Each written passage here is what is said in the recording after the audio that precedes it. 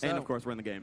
Yeah, here in the map pings there, so I assume we are in game. Now, ladies and gentlemen, you may notice we can see everything. We are using the spec mode.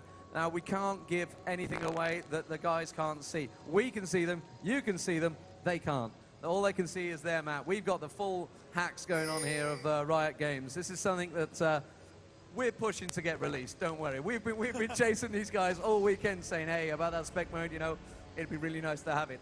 So here we go.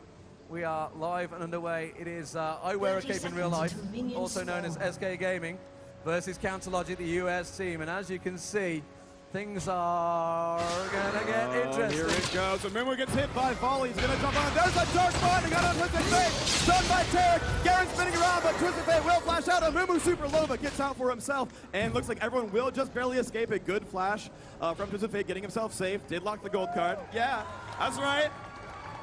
That's right. Off to a great start here in US vs. Europe. Minions have spawned. Very, very nice start there. No kills though, no first bloods. All very tense stuff. But right in the bushes. potions. That's what makes this game awesome. You got the bushes straight away, and you got some big 5-man teams straight off the bat there. You don't get that in many games. Yeah, that was awesome. And the entire team on both sides having health potions, because you can usually fit those into any build. And so I'm going to wait to call out the lane matchup until they get spotted by minions, but unsurprisingly, both teams will be running a jungler. The jungler for Team Europe will be Shen. The Europe team, by the way, will have the purple minions. They spawn on the top right. Their health bars are red. They're circled by a red outline. The US team, on the other hand, will have green outlines in their health bars. They're spawning in the bottom left. Their minions are green, going up that way, from the bottom left to the top right. And so right off the bat, you know, there's just some strategy going on. We did see that clairvoyance right there. So basically, Ashe got a lizard buff, Shen helped her get it, and US knows about it. So Misfortune versus Twisted Fate mid. Misfortune gonna do her best to last hit. There's a purple caster being down, getting another one there. A little bit of red card spam from this Twisted Fate. And there's a little bit of spam as well for Misfortune, but this is really gonna be a farm lane for now. Oh no, Misfortune getting a little bit unsafe, takes about 112 damage now on her, and hits another wild card. So Misfortune's getting harassed super hard by TF, and she's actually misplaying this lane because of that. But locking a gold card, getting out of range, she's gonna be okay for now. More wild card spam does hit her, and there's the gold card hit, gonna get her low again. And yeah, this is a little bit scary. I think this is kind of bad play from Chaucer. Barely dodges the wild cards. And I mean, I feel like he should be doing better in this lane already. And oh yes, Ashe with the lizard buff does take a dark binding, but she's gonna be okay. Morgana, played by Big Fat GG, is gonna be up there against a name that I can't read because it's too blurry for me.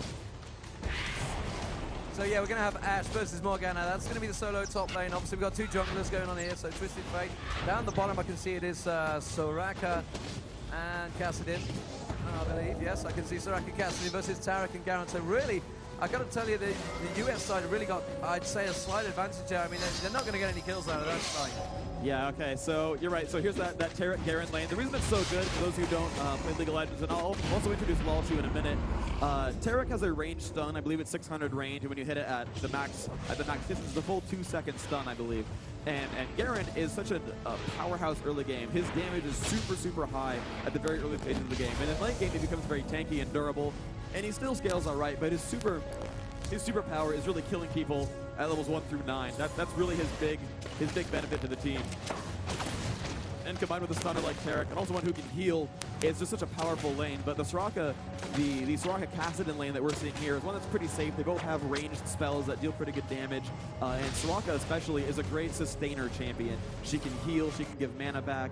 It's good stuff. But uh-oh, here comes Shen onto Misfortune. There's the taunt. Twisted Fate, though, is not in range, and his flash is down, so MF will be fine. But a nice little try there by the Shen, of course, with no buffs, as he gave the Lizard to Ashe. Yeah, trying to give it a little bit of cover for Twisted Fate there, getting low on mana as well in that middle area. So Misfortune, you'd feel, would come out on top. Twisted Fate's one of those guys that European players do like to play. He's like to say, I was talking about it earlier with Freak. His ability power has been buffed a little bit, so he's starting to get picked a lot more again. It's one of those heroes that went away for a while, but he is back in rotation, as it were. At the moment, it is all square. As we'd expect, it's the early game phase, you know, for those who are unsure.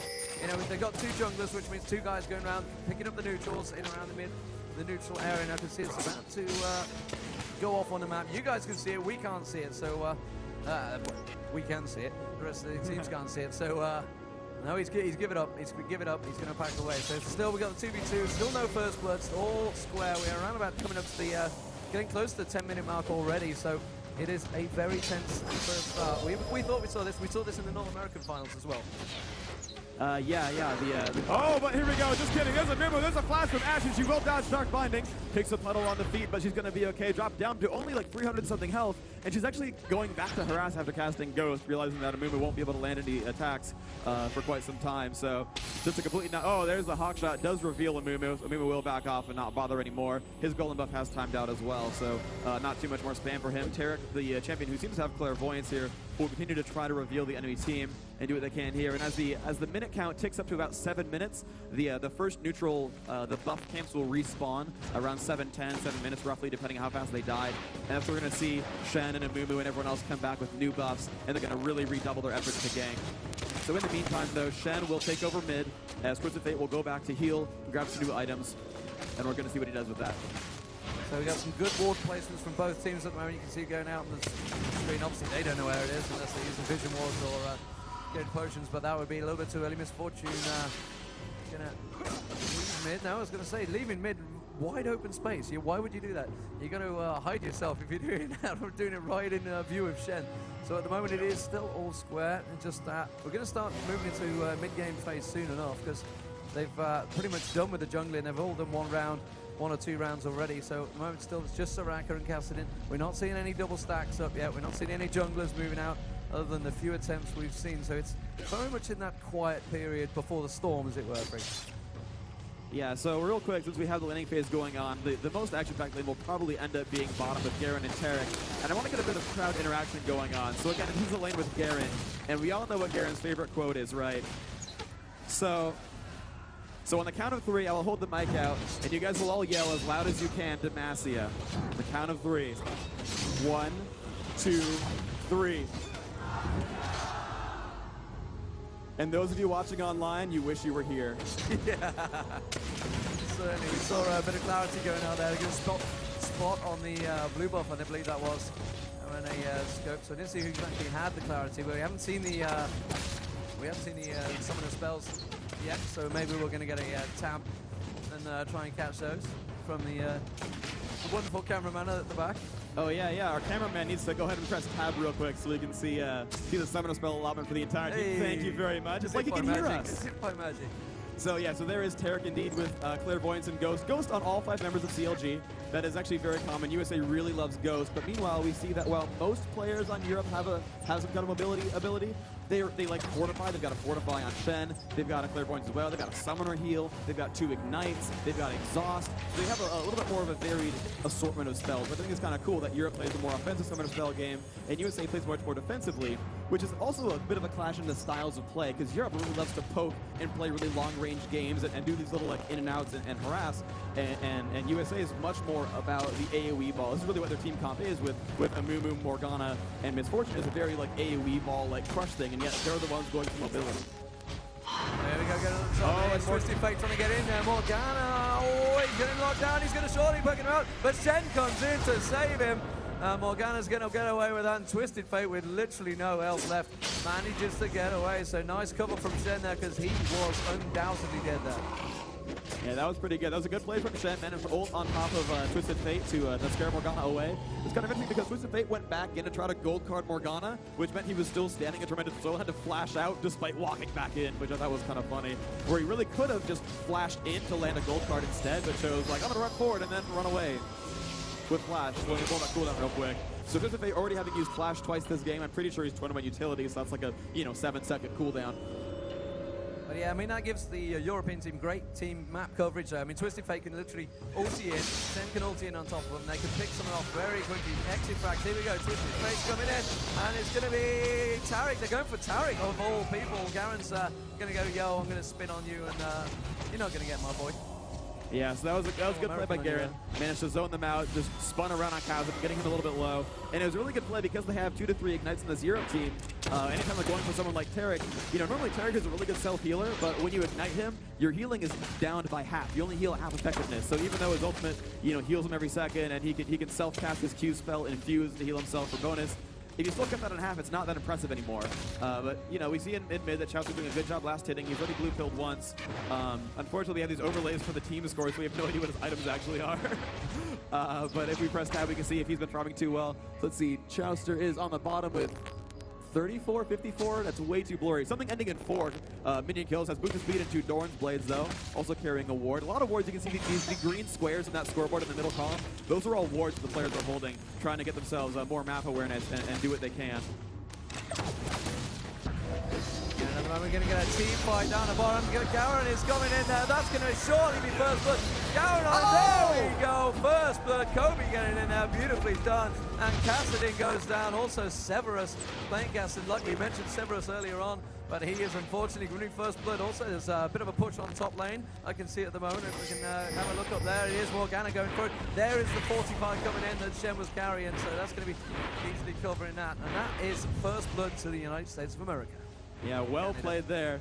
Let's see, Kobe 24 is at least American, so it was at least let's see, elements. So it was 2 Canadians and 1 American got first blood. I was trying to count that out and figure out, like, if it was like a Team Canada first blood, that would have been kind of funny to me.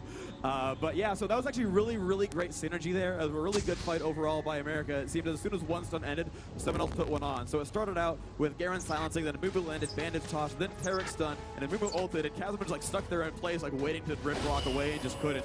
And that was just a great, well-orchestrated gank right there. Of course, the Mumu's ultimate is on cooldown, though he should probably still be wearing golem buff, so it should only be 100, maybe 15 seconds on that cooldown. Maybe it already ran out. Maybe I'm just, terrible at this game, but certainly it's just a cooldown. It's worth the kill. Any amount of cooldown is worth getting kills and getting an advantage, so a good play there. Neither team has yet gone for Dragon. Oh, the Ash Arrow hits Garen. Twisted Fate will teleport in. Garen taking so much damage. Gold charge through the face, and there's the kill. The retrieval by Kassadin. Elements going down there, beautiful stuff, and surely that's going to be followed up by either a Dragon or a Gang mid. I'm not too sure which one they're going to go for. Well, we do know what they're going to go for because they've both got wards there. We can see it. There's going to be a Dragon push. Are they going to be moving on both sides? Kobe's thinking about it. No. Now Europe going to steal the Dragon. They are gathering forces as the ward goes down. We're going to get a clear view there. Here we go. Mumu going in. Sorry, has he got his ulti up? He needs to get in there. Ash going down. Oh, Shen tries to come in. Didn't manage to get it. Teleport coming in there. Shen tried to get and save Ash. Shen is in all sorts of trouble as well. They're trying their best to pull out, but America's surely going to come out on top of this one. Shen is going to get away. Beautiful work there. And well, of all that fighting, only Ash went down. And there is no Twisted Fate stole on the end now by Misfortune. Beautiful stuff. And that is around about 3-1 by Merrickinen. Yeah, that was an amazing play. And I'm trying to figure out if they stole Dragon or not. I'm not quite sure if the score is too blurry. I know it died, obviously, but I'm trying to see if that gold ticked up. So unfortunately, I have no idea who killed Dragon. But that was really awesome, patient play by the Americans. They knew that they were there. They had a ward and a blue melee minion to follow them up to the Dragon. And then they just sat there with Misfortune in the back, just chilling, waiting. And the Mumu got out there, got under the brush, was waiting for his team to group up, and then, oh look, Ash took 5,000 damage, and she just died. And so they landed like 2 to 3 consecutive stuns on her. Tarek, Morgana, and Mumu all stunned her, and she just got completely dropped out of that fight extremely quickly, and that was just beautiful play. And then the rest of the fight, of course, they're up a kill. Their cooldowns are all right. Misfortune got her ultimate off, so that hurt everyone pretty badly as well. Shen actually was staying there on Dragon for a short time, which is a silly mistake to make. And they just picked up the rest of those kills there, which is just really, really good play. Europe managed to escape with only 2 deaths, but regardless, just a well-orchestrated team fight for the US team. Actually missed in that who actually got Dragon. It was someone stole it. I didn't see which team managed to get it. It is not there anymore. I'm guessing it was Europe got it just before Ash went down. Good fight. All right. USA stole Mumu it. did get smite up in time. Okay, Yeah. so Mumu had smite off, so he did take that. The global gold count in the bottom left corner is a little bit too fuzzy to read, but it seems like they have been gaining quite a bit of some good stuff there for their fights. Here we are. We can see good ward play from both teams, really. As you'd expect at high-level teams that would have wards all over. Anyone that is watching that plays solo queue, you really need to realize how important wards are. I mean, I'm fed up of just going around buying wards all the time, only for them to be wasted. It is something that is so important in team games. And here we have Morgana trying to track down Shen. That's not going to happen. Morgana misses with the prison there. And Twisted Fate and Shen going to back away. So we're back to fairly even stuff. We're starting to get a big level game. They're starting to move around the map quite freely now. You can see them on the mini-map. We don't want to give away where they're going to disappear to, where they're going to push to. At the moment, it's pretty much everyone trying to sneak the buff. So you can see their clarity goes down. You can see the red buff going down to Misfortune getting it from Kobe there. Kobe, the jungler, of course, with smite. Now this was Kindly reminded, Misfortune's going to clear up the mid tower. So no tower pushing really from either team. Nobody's really hit any towers, I don't think. It's all been very much touch and go from both teams. We're about looks like around about 13, 15 minutes into it. It's a little bit tricky to tell. Yeah, it's still pretty early on in this game. Of course, it is a 4-1 advantage. Or 3-1 advantage, sorry, in kills. There's the Twisted Fate ultimate, and he will jump on out of Misfortune. Misfortune will almost certainly go down. There's the damage output. Ash will pick up that Lizard buff for that kill. And Mumu almost hits Bandage Toss. That was close. He's going to run in there, tantrum on those minions, get some more kills for himself, walk away a little bit from Ash. He should be afraid of that. He's not farming enough yet to really be able to ignore Ash, who has a Lizard buff. So a little bit of an equalizer there, and that's really what we're expecting to see from this European team. They have really, really good mobility. They have the Twisted Fate ultimate, obviously. They have that Ashe ultimate, which is global as well, that Enchanted Crystal arrow. They have Cassidy, who's just naturally really, really fast, using Riftwalk to get around the map. And so they have, minimum of 3 champions who can almost show up anywhere. Oh yeah, plus Shen. Shen can ultimate onto anyone. So they can basically just show up with 2 to 3 champions worth of effort out of nowhere. And that's really what they're going to try to plan on. They're trying to ward the map as well as they can, make sure that they watch all those avenues, and they just keep picking up those kills wherever possible. And so as we saw there, Ash and Twisted Fate grouping up just to drop down Chowster full to dead, sitting in mid lane with no one ganking him. Just, oh no, you died because I'm Twisted Fate. It'll be interesting to see what Severus is building, actually. He's been going the Soul Stealer a few times in the group stages. He is casting. He's not really going to get anything from that bottom lane with Tarek and Garen, although it's pretty much split into mid-game now. Does have Majai's. Tear the Goddess as well. He actually highlighted the items up through the overlay. So he has Majai's Soul Stealer and Tear the Goddess. That's the build I saw him do against China in the semi-final, where he got a fast Majai's Soul Stealer, got another 20 stacks, went for an Archangel. But here is the team fight in mid.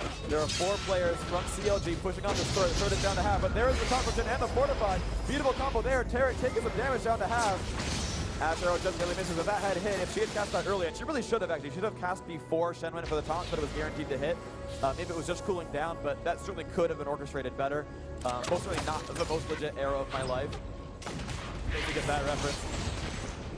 Tarek taking some more damage. The stun goes back on to Ash. Ash getting hit by the Dark Binding. There's Misfortune, but Tran has over on, but Garen will pick that kill off Chester. Putting some damage down, advancing Mimble, and Shen will go down to Garen, and so does Soraka. Twisted Fate going to run away, gets stunned though. He's going to take some more damage. Dark Binding. Twisted Fate goes down. Beautiful, beautiful play from USA. Big fat GG getting in there in the last set. And surely you're going to think that tower is also going to go 4v1. I don't think Europe got one single kill in there. That was absolute slaughter. Absolutely nothing picked up by the Europe team. Although USA has not gone for that turret yet. They're choosing to heal before they push much farther. And it really was, like, look where Ash died. Ash died in front of her turret. That is not an okay mistake to make. You can't be that far out allowing yourself to get picked off by a team that has like 4 long-range stuns. I mean, sure, Amumu and Morgana have them on skill shots. You have to be able to dodge those skill shots if you're going to actually do that. And Tarek just getting that point stun out there, and unless Flash is up, you're going to get hit by that, and you're going to be stuck in place for those other 2 routes, and it worked out quite well for them. So at the moment you can see the USA gathering once again. The European team have all respawned, so they're getting back into position. Still no towers down at the moment. It's very much even skates, but Counter Logic certainly going to be picking up a lot more gold from the kills they've got. I reckon it's around about 7 or 8-1 now. At the moment it is quite a big advantage that the US team have. This is a complete contrast to what we saw in the group stages. The European team got quite a big advantage in the group stages, which is really what carried them forward. This is going to be a steal. Yeah, that's going to be a steal. I can't really give it away where it is because neither team's going to see it at the moment. They're going to go in onto any wards, so still can't really say where they are. At the moment, it is Europe just spread across the map, chilling. Trying to keep the area covered, trying to push the single lane. Twisted Fate is awesome at pushing lanes. He is one of those characters that really has the ability to just go, oh, you're all going to come up here, I'm going to go down to the bottom and start pushing that lane. Yeah, Twisted Fate showing a very good understanding of his Sheen mechanics. What's up with Sheen is whenever you cast a spell, you get a buff on yourself, makes your next attack deal bonus damage.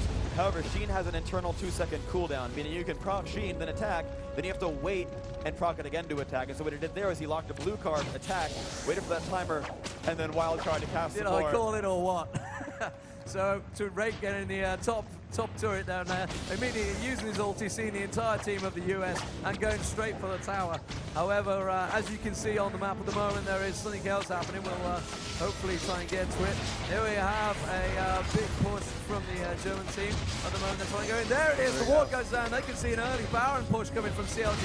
Manages to pop the ward down. Darkbinders goes down onto Soraka. There's Soraka in awesome trouble. And also, Baron turning around. And Mumu manages to get in there. Is anyone going to get to steal that Baron kill? He's so low at the moment. There is they managed to steal it. Big Bad GG gets in there, but Europe managed to steal the Baron nicely. Then HotshotGG did manage to take down Severus, but a good steal on that Baron. There's still 4 members remaining. They managed to get that Baron buff so well. An early push on Baron now from US, managed to get thwarted. They also, did they manage to get that bottom tower? It looks like they did as well. Looks like Rake may have got that bottom tower down there as well. Yes, he did. So Rake managed to pick off the top and bottom tower with Twisted Fate, all while CLG were wasting time trying to get Baron. They got stolen.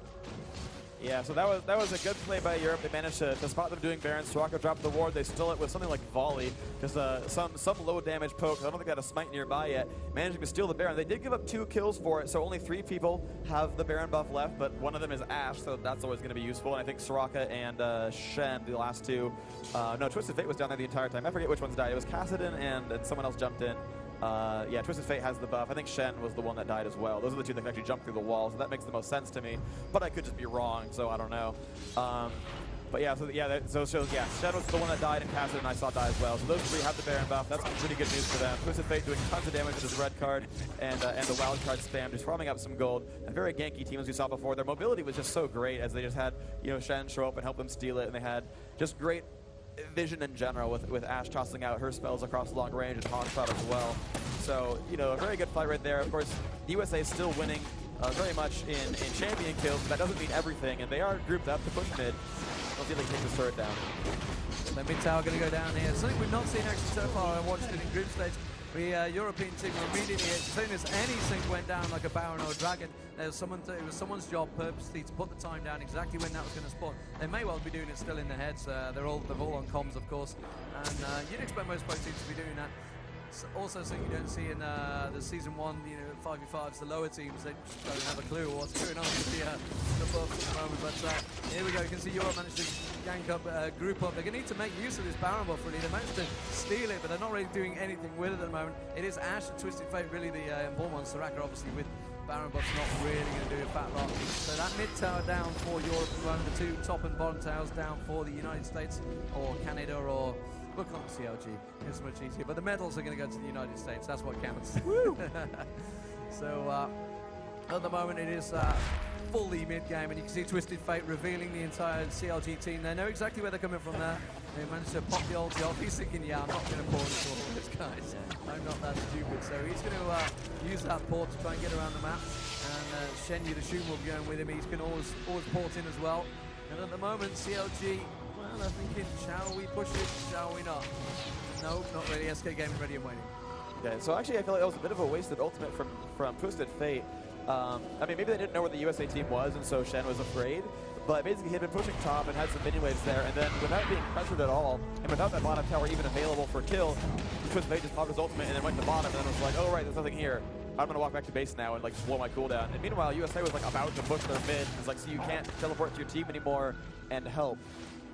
Okay, but I mean, it did work out. The USA team did not push very hard at all. They just backed off, and I think they're really just waiting for the Baron buff to end. I think that's how Europe is playing it, is they know USA will back off for now, because that Baron buff will generally result in a teamfight win as long as you position yourself properly.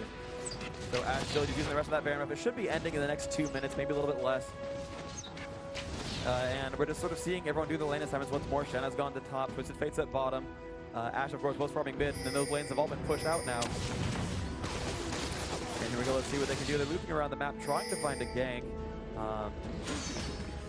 Let's see, oh, there we go, nice steal there on the golem. Ashe has revealed that the entire team, they're just taking away the golem, and I think this is their second golem steal. So, again, I talked about how the USA team is doing very well with their map objectives, and of course, they're actually down 1 turret, but they've stolen 2 golems, and that's a very wise choice. And Shen, solo pushing the side lane, and the USA is going to have to do something to defend that, but of course, Shen can simply just ultimate out and leave. and you know, keep himself healthy and help the next team fight. So Morgana has to defend that, but Team USA up against this turret will be taking this down with 4 members. Yeah, and of course, obviously, Shen's also got Twisted Fate to come in support. If you just get 2v1, 1v1, sorry, he'll just get Twisted Fate to come in support, get that 2v1 advantage and try and take down whoever goes to, which I thought may well happen with Morgana, but instead Shen chose to run away. So at the moment we're seeing CLG pushing around. They just had a little pop on that lower tower. You can see clarity going down. That is CLG's clarity being used. And at the moment, the European team, they're not really moving around as a group, whereas CLG definitely getting their group on, as it were. They're getting around the map. They're starting to go around as the core of the unit, which is Garen, Amumu, and Tarek. Obviously, heavy melee unit there, so Tarek's ulti is going to be wonderful for him at the moment. So we're seeing Ash. They're really trying to gather up. What we saw with the Chinese and Southeast Asian teams, they laned a lot longer than European and American teams. They preferred to get the higher levels and then go into the group team. Maybe the Europeans have been seeing that and thinking, that's not a bad idea. Well, yeah, certainly they've been. I mean, really, their one big advantage. There we go, nice ward kill. They have oracles on his board to get that control over Dragon. But the one thing that Europe really is playing into their favor is actually they have all these global ultimates, exceptional mobility, and fortify as well. Meaning that all these split pushes play into their favor. Because of their greater map control, they can farm all the lanes and then get back to the team fight. Twisted Fate especially will get so far ahead in gold, and we can see the USA team has been constantly going as 5. We haven't seen someone solo farm a side lane in like 10 minutes. And if it were me playing, I'd just be solo farming a side lane for like 10 minutes because that's the only thing I know how to do. And it works really well, right? But the European team doing a great job at just manipulating this map and manipulating their mobility advantage. And the North American team is pretty much helpless to stop that. They don't have the tools to stop Twisted Fate from running around the map, farming another minion wave, leaving it, farming a different minion wave. And so USA is sort of stuck with this clumped lineup. And it's a great clumped lineup. I mean, Tarek, Amumu, Morgana, Misfortune, that's huge. That does so much in a big team fight. And we saw that USA won the last big team fight. And that works. So Europe has learned their advantage that, okay, we don't need to group up for anything ever. We can outpush you because we have global teleports, global ultimates, and fortify. So screw it, you know, do what you want. We're going to just manipulate the map the entire time. Yeah, I'm just trying to check out. If we can get a tab, we're trying to check out what exactly people are buying as well. We don't want to get, I mean, we can give it away if they can see each other. We can see a supply cage in there, as you'd expect from the usual tanks. Lichbane I can see as well. There's a lot of potions. This is what I hit on the other day. High-end gaming, a lot of potions do get used. You don't see that a lot in solo queue. It's also, I mean, it's so important to get just a simple fortitude potion. It can carry an Ashe a hell of a long way for a good 4 minutes of the game. And at the moment, it's really become a bit of a stack again. They're just waiting to push in. I mean, I'll be interested to see what the tower lane hit points are. They've been really working away on that top tower lane in the moment, and just saw a ward sneak out there. I didn't want to give away what was going on there. The CLG trying to make a Baron push, but they weren't falling for it. The Europeans were straight there with the ward. They didn't want to go for the fight on Baron this time. They didn't want to risk having it stolen from them. They really weren't very far into the fight, so they've backed away, and I think we're going to see a bit of a team fight. Yeah, and the interesting thing about USA going for Baron is, you know, realistically, it should have worked for them last time. I mean, they went for Baron, they got 2 kills for it, and if Amumu had, you know, passed Smite better, they would have just gotten Baron. And so really, it's not so bad for them to keep going for these really aggressive, crazy pushes, because it almost worked last time. Like, it was someone pressing D and clicking faster would have won them, like, practically just won them the game. If you win a team fight and get Baron, you can just kind of win the game. And the fact that Europe got the Baron managed to keep them safe for now. But, you know, sure enough, USA is able to push this fight. And look at this. They've poked Ashe down a little bit in the health. Morgana doing a good job letting that Q. And, you know, Baron or not, they do have the stronger team fight. Now, the turret may keep them alive. You know, it's going to be hard to push against the turret. But at this point, Europe's actually able to North America's actually able to force the fact that it's going to be a team fight soon. If Twisted Fate ultimates out and leaves, they'll lose their base, and so they are actually stuck in this position right now. Although USA will finally back off, feeling that their minion waves have now dwindled too much, and also top and bottom have giant waves pushing towards their turrets. So Chowster is in fact going to run down and farm one, and they're going to send probably Morgana to farm the other. I'm not sure, but that's generally what I would do, is send the 2 big carries, the caster and physical carry, to do that. Yeah, it's obviously the big stacks there. I mean, the worry is obviously when you do get a big stack like that, Twisted Fate can pop down there, Shen can pop down there. You can pretty much clear out that turret very quickly with a big stack. However, at the moment there's a little bit of fox and hound playing on here, a bit of cat and mouse or whatever you call it in America. They are looking around. Unfortunately, we do have these big counter logic signs right where we can see what character selected to try and go through the the units. We'll maybe still try and sort that out, but at the moment we are looking. Obviously, going to see Aegis coming into it. That's going to be pretty much standard play. I wonder if they got. We saw actually double Aegis from China, I believe it was. So they insisted on double Aegis every time. Yeah, a couple do that. That's okay. The auras stack in a funny way. So if your friend has an aura, you get the aura. If you yourself also possess the item, you'll get a double aura. You can only be affected by 2 at most. You must carry 1 in order to get 2. But because that second aura will affect 2 champions, it can be worth it, and you have better spread to help your team. But USA going to go push mid. Movement has actually opened onto Soraka. Will get stunned out though by Shen, and he might die, but he comes up, but not doesn't have a Morgana. He gets chopped down right there, and that fortified tower is doing so much damage. Element's getting completely crushed right now. Soraka has already jumped on, but oh, look at that damage from Chowster. There's the ultimate dodges with the gold card, but gold card will instead hit Tarek, and Tarek taking a ton of damage, trying to run away, not getting slowed too into it. There is the taunt from Shen, and Tarek will fall down right now, does not heal himself enough, and that was a 4-to-1 fight right there. Pretty sure that was a 4 kill to 1 death. And now Chowster must defend against the inevitable Baron. I mean, I don't even know if they're doing it or not, but obviously that's a standard choice for Europe. And I can't give up positions well to sit here and watch. No one say anything. You're not really giving anything away. I mean, it's pretty obvious that it's going to happen. Chelsea knows they're doing it. They can't do a thing about it. It's simply misfortune versus 4, not going to happen. Other than maybe try and get a harassed steal, I don't know. But Caston's going to try and get in there. They have all 5 players back up, so Severus is also going to get that buff as well. So there we go. So let's see what Europe are going to do with the Baron buff here. It gives them a massive advantage of map control, massive advantage of damage control. And at the moment, it's really all that the US team can do is go back into defensive mode. I think Europe can indeed. I think Europe can go into push style now. They do have 5 champions with Baron buff. They do have probably a kill advantage, although I can't read it. But certainly a power advantage right now.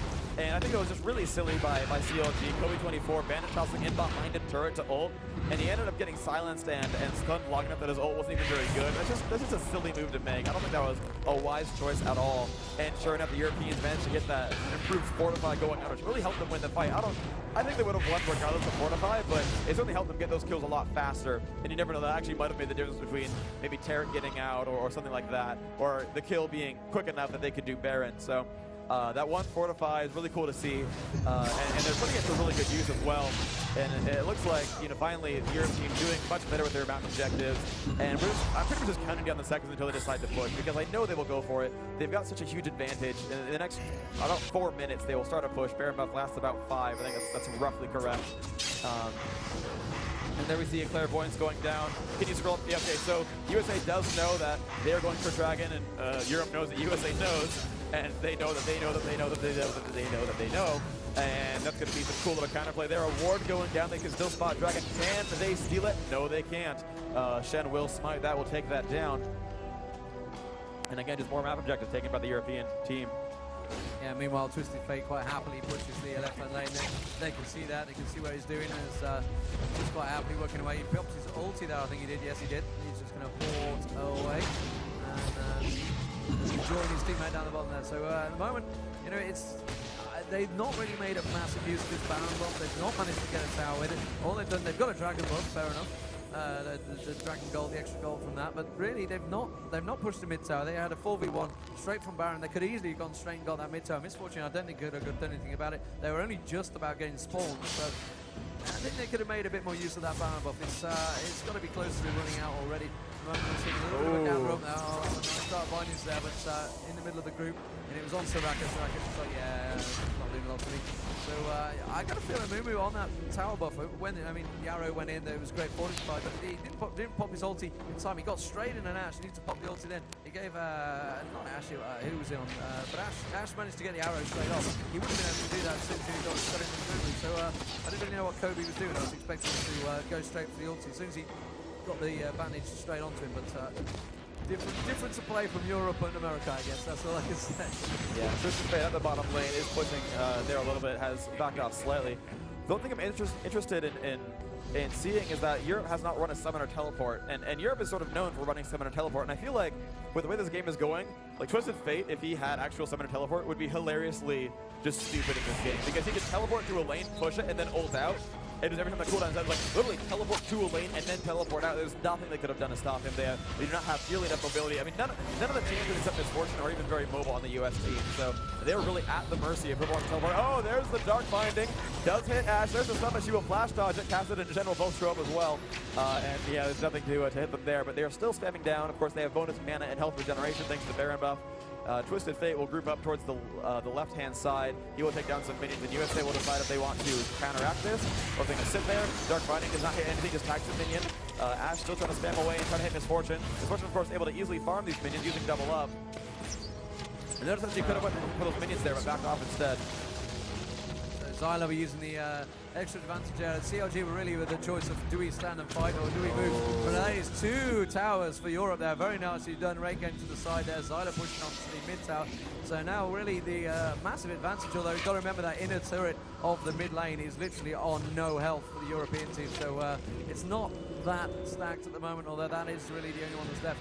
The 2 top and bottom turrets are still completely intact. I don't think they've really been pushed whatsoever. So the US team preferring to just pile up the middle, whereas the Europeans going straight for the sides, which is actually, you know, pretty much what happens in every single Season 1 game I play in Europe. They always go for the side turrets. Yeah. So it's really interesting to see this game.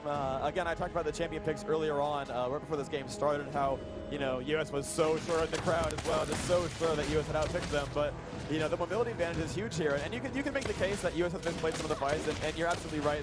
They ran into a couple of turrets that they shouldn't have. But, I mean, for the most part, they've been playing the game pretty intelligently. I mean, the one Baron steal, I mean, okay, you can say there's, you know, 2-3 things that happen that shouldn't have, the Baron steal and pushing into that tower. But the way that the game is playing, I mean, regardless of, you know, 400 global gold one way or the other, is really, you know, the clash of styles. It's really what's changing between these two games. And you can see the European style is working quite well. And you can say they got lucky or maybe not, but certainly what they're doing is working. And you know, all these quote low tier picks, you know, the Twisted Fate, the Cassid, and the Soraka, they're doing fine. They're doing great. And they are going to push on. That will break out of anti-sail. Maybe we'll get silenced real quick. And there's the Fortify again. They will not go for it as the Fortify lasts too long and those minions are all dead. They will double up. That will do some damage to the minions, but not quite kill them yet. But they could go for it again. Now, Twisted Fate will continue pushing down bottom. Does have a Lich Bane already. And he's just doing so much damage to these minions. And he will go for that turret now. So USA will decide if they want to defend Twisted Fate or if they want to push this turret on the next wave. And with Fortify down, they can just face tank that turret and kill it. Twisted Fate will kill the second bottom turret. So that is a huge turret advantage. 5 turrets to 1, and USA will not face tank that second turret and will not take that down. So TF now up to the inhibitor turret, just dropping down these minions so very quickly. And USA needs to find a counter. And there he goes.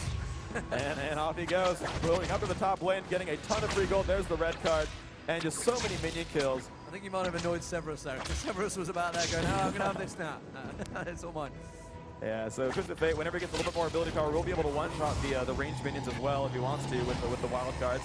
But Ashe just collecting up some nice stuff for themselves. Now both teams doing well to grab their buffs. The one thing that was interesting to me as well is when Europe had that, when Europe did have the Baron buff and they weren't really pushing, there's actually somewhat of an interview or a question asked. Yeah, Asher just barely misses onto Misfortune, but there was a question asked to the European players, and they said, yeah, we lose most of our games by having a huge advantage and then like grabbing buffs instead of pushing. And that's sort of what they've been doing, is they play a very patient game. They don't really push very often. They don't really go all in at all. And they said that they lose some games by like getting this huge advantage and not going for it and grabbing buffs and letting the team recoup. So we'll see if that comes to bite them in the end, or if what they're doing is going to continue to work and they're just going to keep running USA haggard. Because certainly we saw them make a mistake once before with the Amumu initiate, but if they make another one, they could lose the game by one more bad fight. So here we go, getting a little bit of a gathering. Looks like the US is going to try and push the advantage. Remember, 45 was used probably, what, 2-3 minutes ago. That time is not going to be down, so they're not going to have the 45 advantage that they had the first time, which is why they're going to just walk straight through, take that turret out, and going to try and push the advantage on the mid. Are they going to go straight for mid turret? I wouldn't have thought so, because the German team is all stacking up, ready and waiting. It's not sort of one of those things. But this is where the Europes, they've got the massive advantage. They can sit there and hold these in a 4v5. Twisted Fate can pop off to the side. You can see stacks on the top and bottom. They can usually just pop off and say, you know what, I'm going to take your tower while you try and push our own towers. And I think the CLG team, they realise that. They're going to try and bait them out, or almost it seems to be. Where they're going to try and push for a Baron, a Dragon. They got the choice really on the map at the moment. But Dragon probably not as much as important at this stage of the game. It's probably more Baron, but At the moment, everyone's got him warded up because he wards all that up and down the map. And they're both these two big gank groups. You can see there's, I think there's only 4 of the German team yet. So they've got Twisted Fate once again. He's off doing his thing around the map. Right, you can see the still managed to get the ward down there. And here we go. They do know that Baron was getting coked.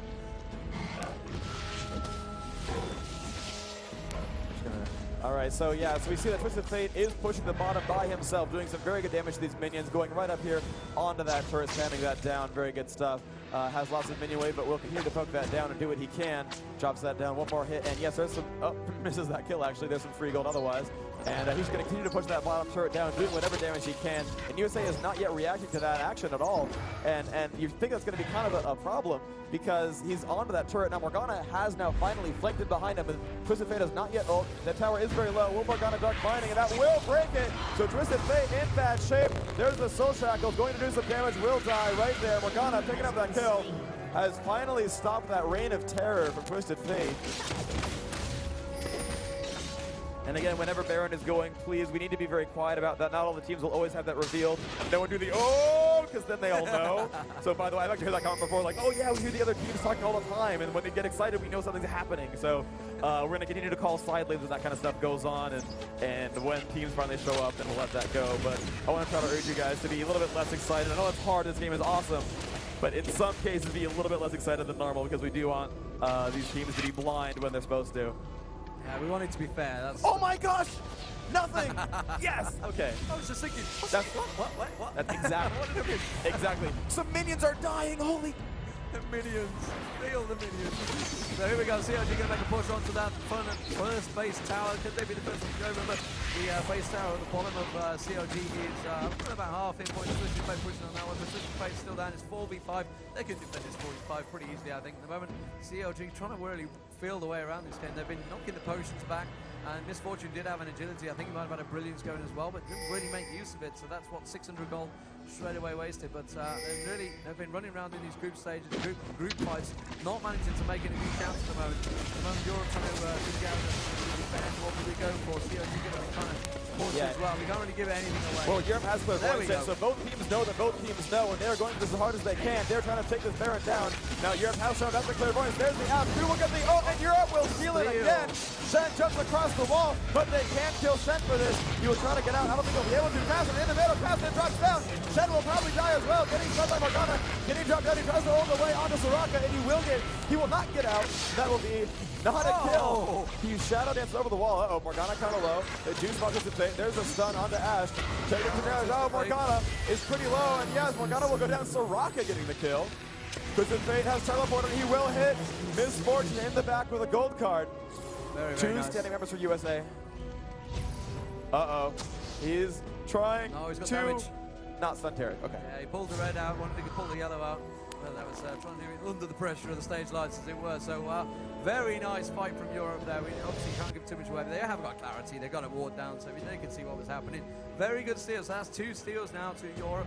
Ash will be pushing all those units forward. And I think it was, what, 4-2? They got standing still, so 3 down for a US there, I believe, in that fight. Yeah, something like that. 3 or 4 kills. Certainly a lot. Basically, they won that fight. They won the fight quite big. So we got some big minion stack on the top side at the moment, but I don't think Ash is going to stand around and try and fight. That's a little bit worried of Tarek. And Garen probably going to spin on him, so he's going to back away. Also gone. It is the mid turret gone from Rake there, so Rake's doing an awesome job in Twisted Fate. And that is really his massive advantage. So, I mean, when you guys see him solo picked, you think, oh my god, someone's picked solo. I'm off, I'm leaving. And then people just take the, I'll just take the 5-10 minutes, I gotta wait, not having Twisted Fate in my team. That happens a lot in Europe, and I gotta be honest, I've probably done it myself, so we're seeing a perfect example of how he can be used. You know, he needs a team around him, but he is a perfect person to just pull away while the team fight's going on. You guys can hold it 4v5. Obviously, if your team sucks and they can't hold it 4v5, that's a problem. But normally they can, and you can just go off and just start picking lanes. It's like Twitch, really. You can just sneak off, push the lane on his own, and have no problems about it. So the moment we're seeing a bit of a back and forth. Remember, the Baron buff is on the European team, so really, the CLG are like, are they going to attack? Yeah, CLG definitely has to defend now. Europe's done a good job of not being too aggressive. They have killed all the outer turrets, but the second they kill an inhibitor, now they will have map control, but the second they kill that inhibitor, the US team can basically free farm their lanes at all times.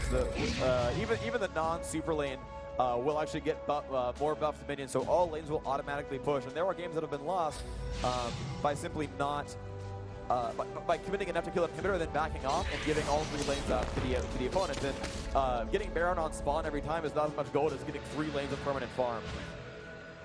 So got the European team or German team. I keep referring to Europe. They are technically European, but they are coming to flying the flag of Germany while we're here. And it is a 3 rounds from Germany. It counts as a German team. So Twisted Fate with just about every buff he can muster along with Ash. Ash has got red, blue, and Baron on at the moment. Surely going to push around. The bottom tower is the lowest. I think there was around about mid hit points. I'm not too sure if we can try and edge the screen to the left. We'll see the hit points, but at the moment they're just going to be. It's full. The minions are not going to.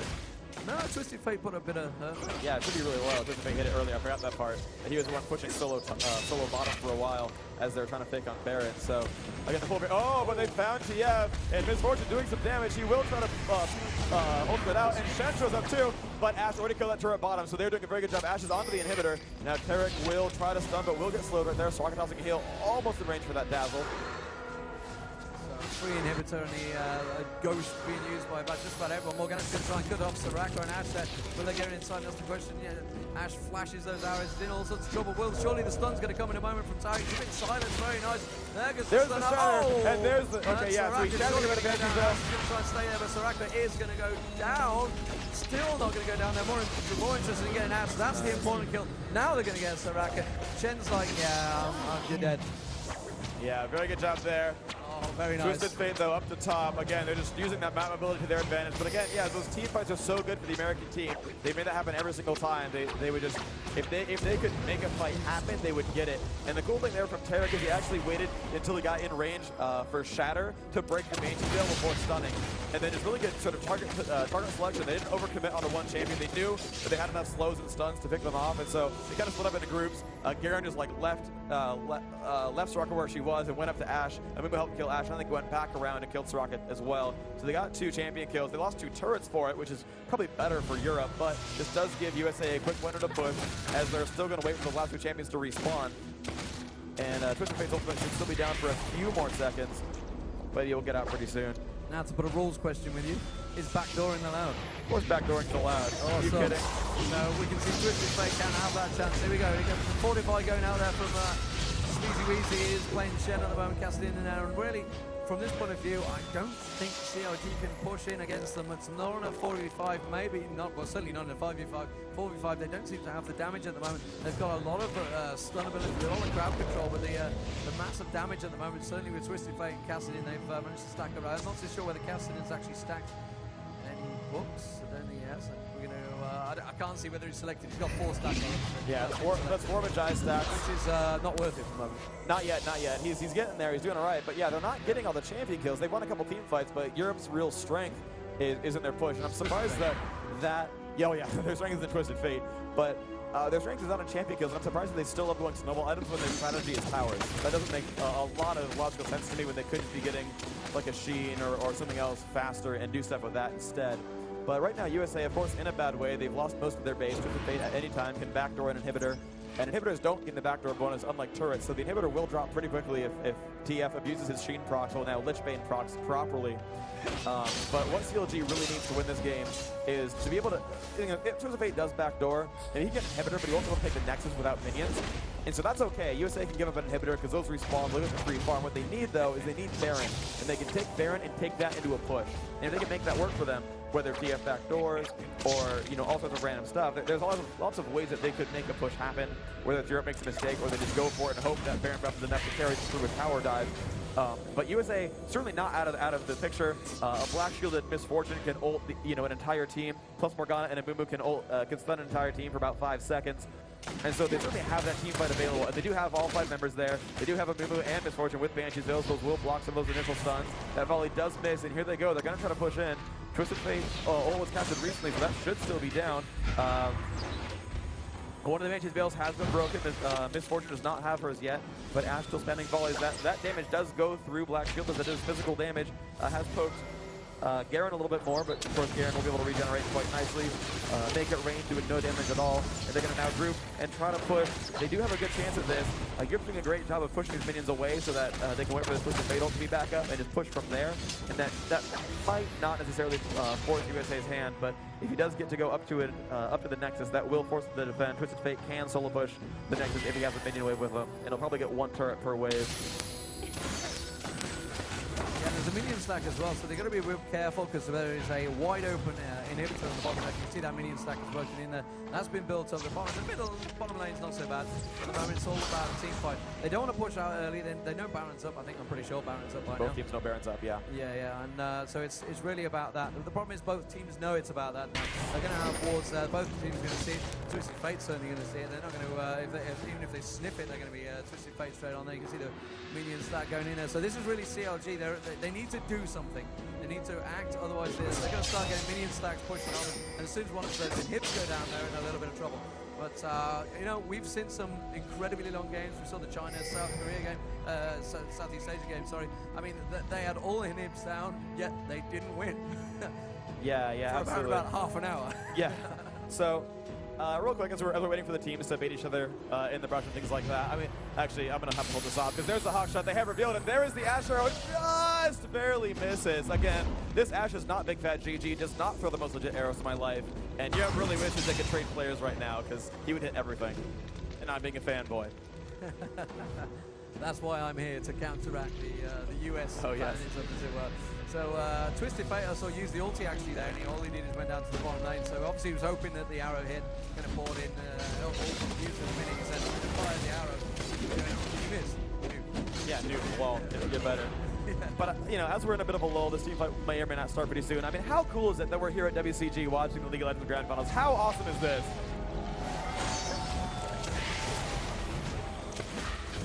It's so much fun to be here. I'm really honored to be in front of you guys. I'm so glad you've all come out to watch us, sitting in these chairs, watching the LoL Grand Finals. These amazing two teams out here just putting on a great show. This is a dream come true for me. So I want to thank all of you guys for making this happen. This is amazing. I love you too. A lot of love. But at the moment, though, that tower in mid is actually took quite a bit of damage there while you were getting all the love from the crowd.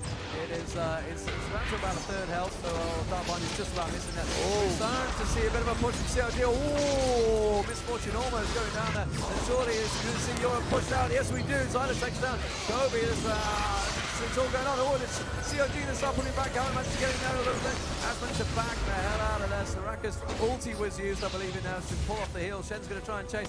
Tarek's in all kinds of trouble. They're going to surely get a slow on him. Yes, they will. Oh, double frag there from Severus. Beautiful stuff. HotshotGG going down. And Tarek, Tune Garen and Misfortune are going to get away, but that's going to give a 4-5 on 2 advantage. I can't see whether there's 4 or 5 there. There is 5. Alive. So surely you'd assume a Baron or definitely a push on an inhib. So I'm going to be on here because there's really not a lot of CLG. That should well be a good game to Europe here, Germany team. And that's Misfortune with exhaust on it. Nicely done that. And the Twisted Fate comes in. That is going to be all 4 down now. It is just about Garen left standing. He's like, no, I'm not really going to be able to do anything about that. 1 inhib down. Are they going to go push straight for the top inhib? Yes, they will. That's almost definitely the second tower. And this could well be all over for Team USA. Remember, this is the best of 3, ladies and gentlemen, so don't think it's all over just yet. Yeah, let's see if the USA can actually figure out what their mistakes were and pick a better composition. You're almost certain to see they're going to ban Twisted Fate next game. Twisted Fate has been ruining their day, and you're going to see a Twisted Fate ban. It's like it's December all over again. We're going to see him every single game. It's like it's December again. So that is all inhibitors down there for a German team that managed to push through. Now that you've got complete map control, CLG really needs to just sit in base. Of course, they're in a final. They're not going to use /surrender as you would do, but at the moment it's just going to be, I guess the German team are just going to buy the time, think, hey, we just got lots of money, we're going to spend all that money, get all the top items left in game. I mean, at this game we're what? 40, probably going to be 40 minutes into this, or maybe a little bit more. In fact, I can't really make out the top time. Maybe 50 is that. But we're probably going to start seeing Guardian Angels on just about everyone. Yeah, I think we're actually hitting the 50-something minute mark. I checked my time, and it's been about close to an hour since we were supposed to start or so. And that does look like a 5 up there, that big blurry blob kind of hooked like an S. So sure, why not? That's a 5. And okay, there we go. They were going to chop that last blizzard down and make that camp respawn. Europe doing a very good job of not being too aggressive. You saw they took those 2 inhibitors down, but they didn't go for the Nexus. They didn't, rush for Baron or anything. They took their time. They knew what the map situation was like. They knew what I'll get it this time, what their mobility was like, and they knew that they could react to any problems quickly if any arose. So we're going to try to see if there's going to be any more side lane pushing. They do have some time. Europe doesn't have to push for anything right away, and they won't be able to be patient. And we're just going to wait to see what USA can do, as they're actually at, I guess, 0 inhibitors now. I think did they take mid in the meantime? Yeah. So it's a 0 inhibitor. Yeah, double super creeps per lane spawning. USA has completely no map control. Now they can chain farm, right? They can get all 3 lanes now for infinite gold. And so, whether Europe gets Baron or not, or all the buffs on the map, the jungle does not spawn as much gold as 3 lanes do. So if Europe AFKs for 5 minutes, USA will be winning this game. And I don't think that's going to happen. I think Europe will come in and push pretty shortly, as these super creeps are powerful enough to continue to push USA into a bad situation. You can see that all these American and Canadian players stuck in their base against these big marauding blue and, the purple marauding minions. But Europe is taking their time. Again, they had said before that we lose so many games by taking too long to grab these buffs. And certainly, like right now, this is the case where they shouldn't be grabbing buffs, because USA is getting a ton of gold every second from all these minions.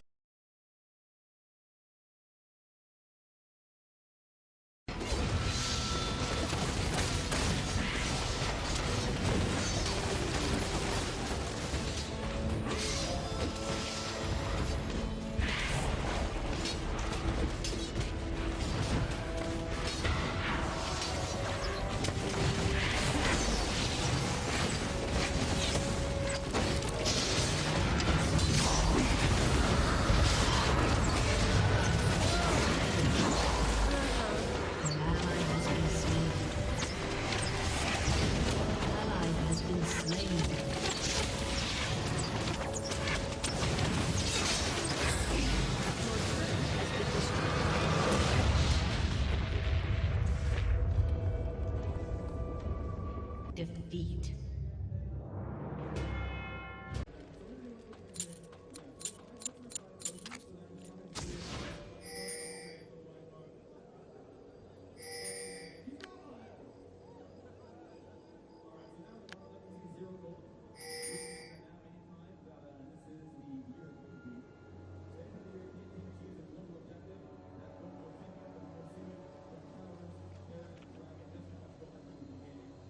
Welcome to Summoner's Rift.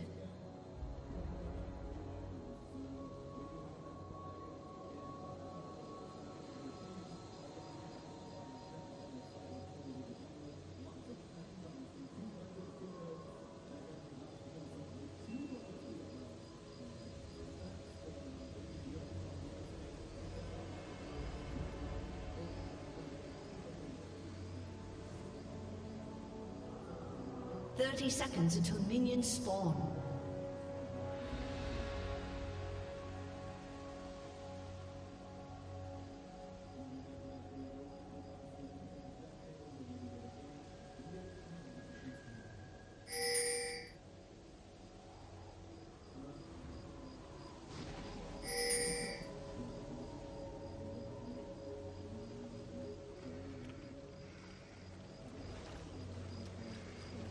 Minions have spawned.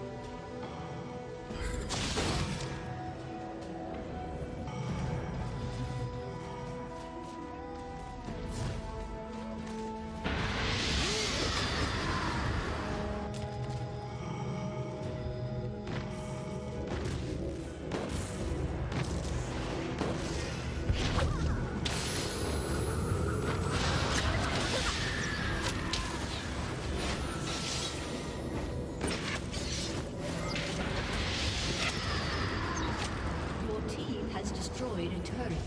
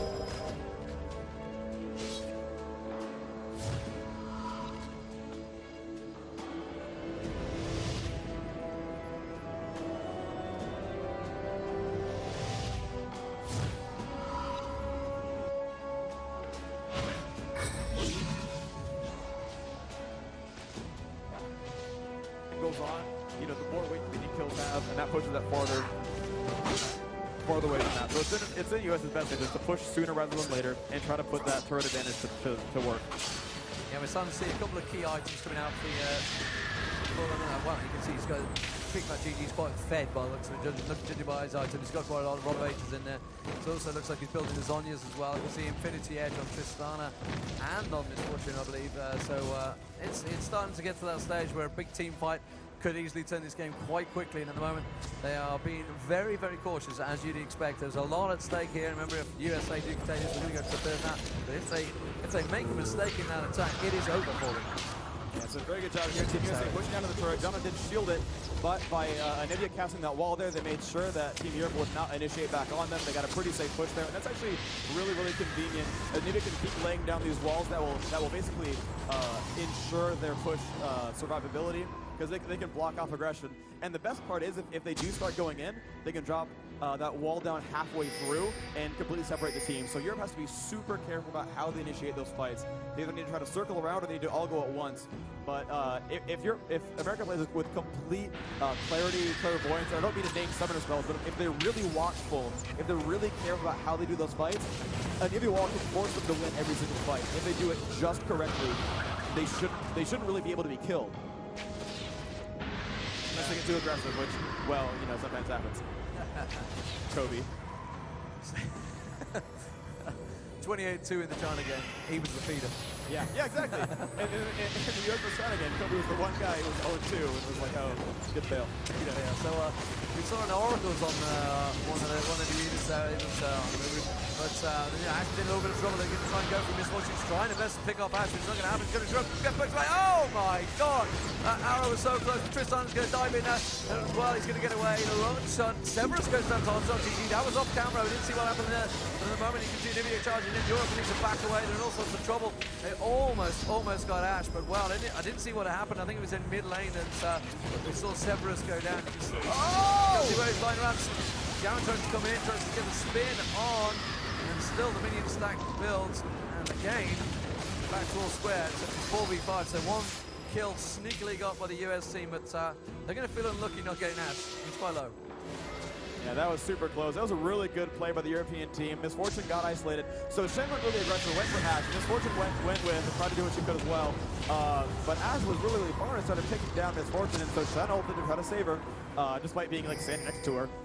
And then it was simply up to Tristana to do the rest of the harassment. Actually, Buster shot at Ash away to force them back, and then Garen had shown up. But the thing is, I think Garen hadn't used Randuin's Omen yet. I think he actually forgot to use the item. I might be wrong, and the stream's going to come back and be like, freak, you're so bad, you clearly used the item. But I never saw Randuin's Omen go off, and that actually would have probably guaranteed them a kill. Guaranteed them a kill.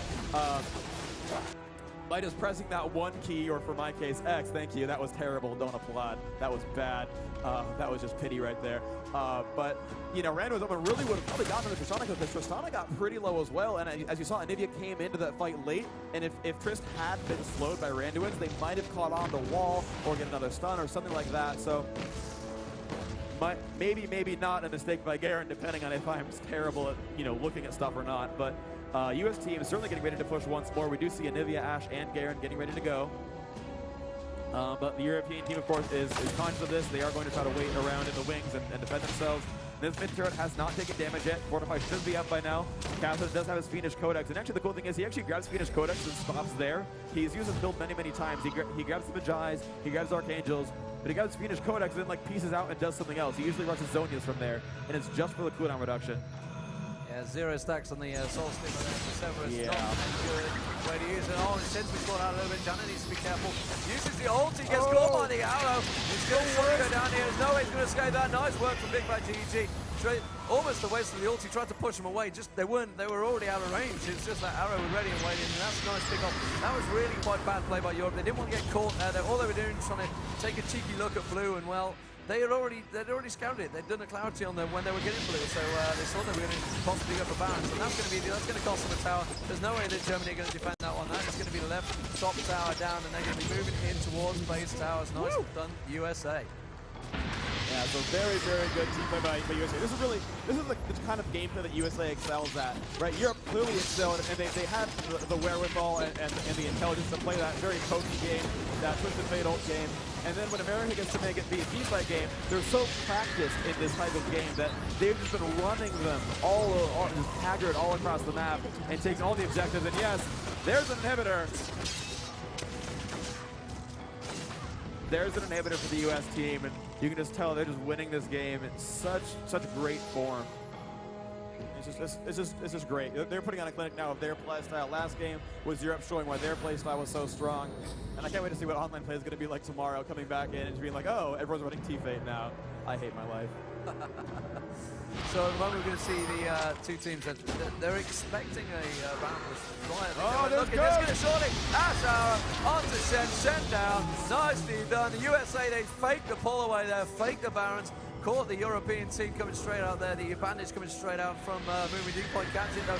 They're going to push. Surely going to take the mid turret here and then waiting for the minion stack. I can't see. No, there's no minion stack, so they're not going to push. I would have thought maybe they're going to switch down to bottom. The European team can follow them, seeing what's happening. And a movement there. What I was saying, he had oracles on earlier on. I do know he still might well do. And he was clearing out. Yeah, he does. So he's clearing out all the wards that Europe were trying to put down in their own jungle. And you know, it's just. Once they can't get a movie down because he's not one of those people you target and start with. You're going to be going for Ash. So Mumu is quite happy, quite relaxed, setting out that Oracle. Nice 400 gold, and he's pretty won the complete map control. The one thing I kind of want to point out that's pretty important to me is, you know, and this is a big exception, but with the exception of the Misfortune ultimate and Kassadin, all the damage output, I mean, realistically, all the damage output from Team Europe is all physical. I mean, their carries are Tristana and Misfortune. And I know you say, well, Kassadin's caster, and Misfortune's ult's magic, and of course Shen does magic damage, but, I mean, their actual real damage of it, their noticeable damage output, is all physical. And the US team has Carrick. Their entire team has 30 bonus armor, and that's a lot of extra durability the team is getting. And the thing is, Misfortune hasn't been having a great game, right? Kassadin got that first blood, that's fine. But Tristana seems to be the most farmed member of Team Europe, and Kassadin has been shut down. He made that big investment from Ajai's Soulsteel, and again, I really think that's a weakness in his build. Because again, Europe is not really practicing this team fight play. Again, 0 stacks from the Ajais, right? They're not really practiced in team fights. They're practicing in poking.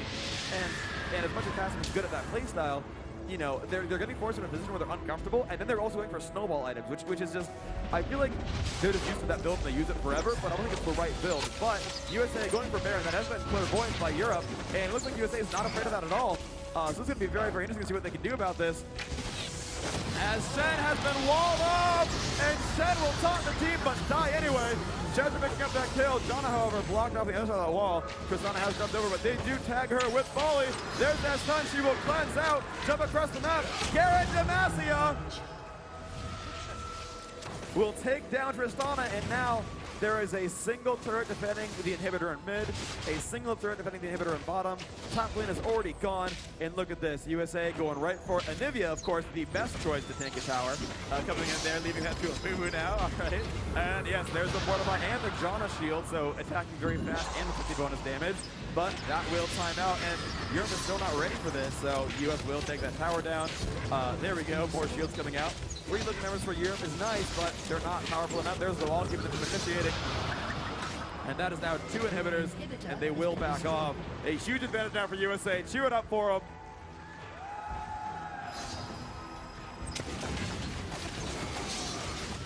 Yeah, the second tower is going to go down as well. The bottom tower is going to go down. HotshotGG on that one. Certainly the inhibitors going to go down. This is going to be GG for the US. I don't think European team are going to be able to defend these turrets. They faked out nicely on that Baron. They went straight in for it. Seems like Clarity came in, they just backed out. They came down with a nice unit, basically. They didn't string out and say one at a time. They went straight in. That arrow beautifully placed. Shen literally just dashed straight into that arrow. But I'll take it.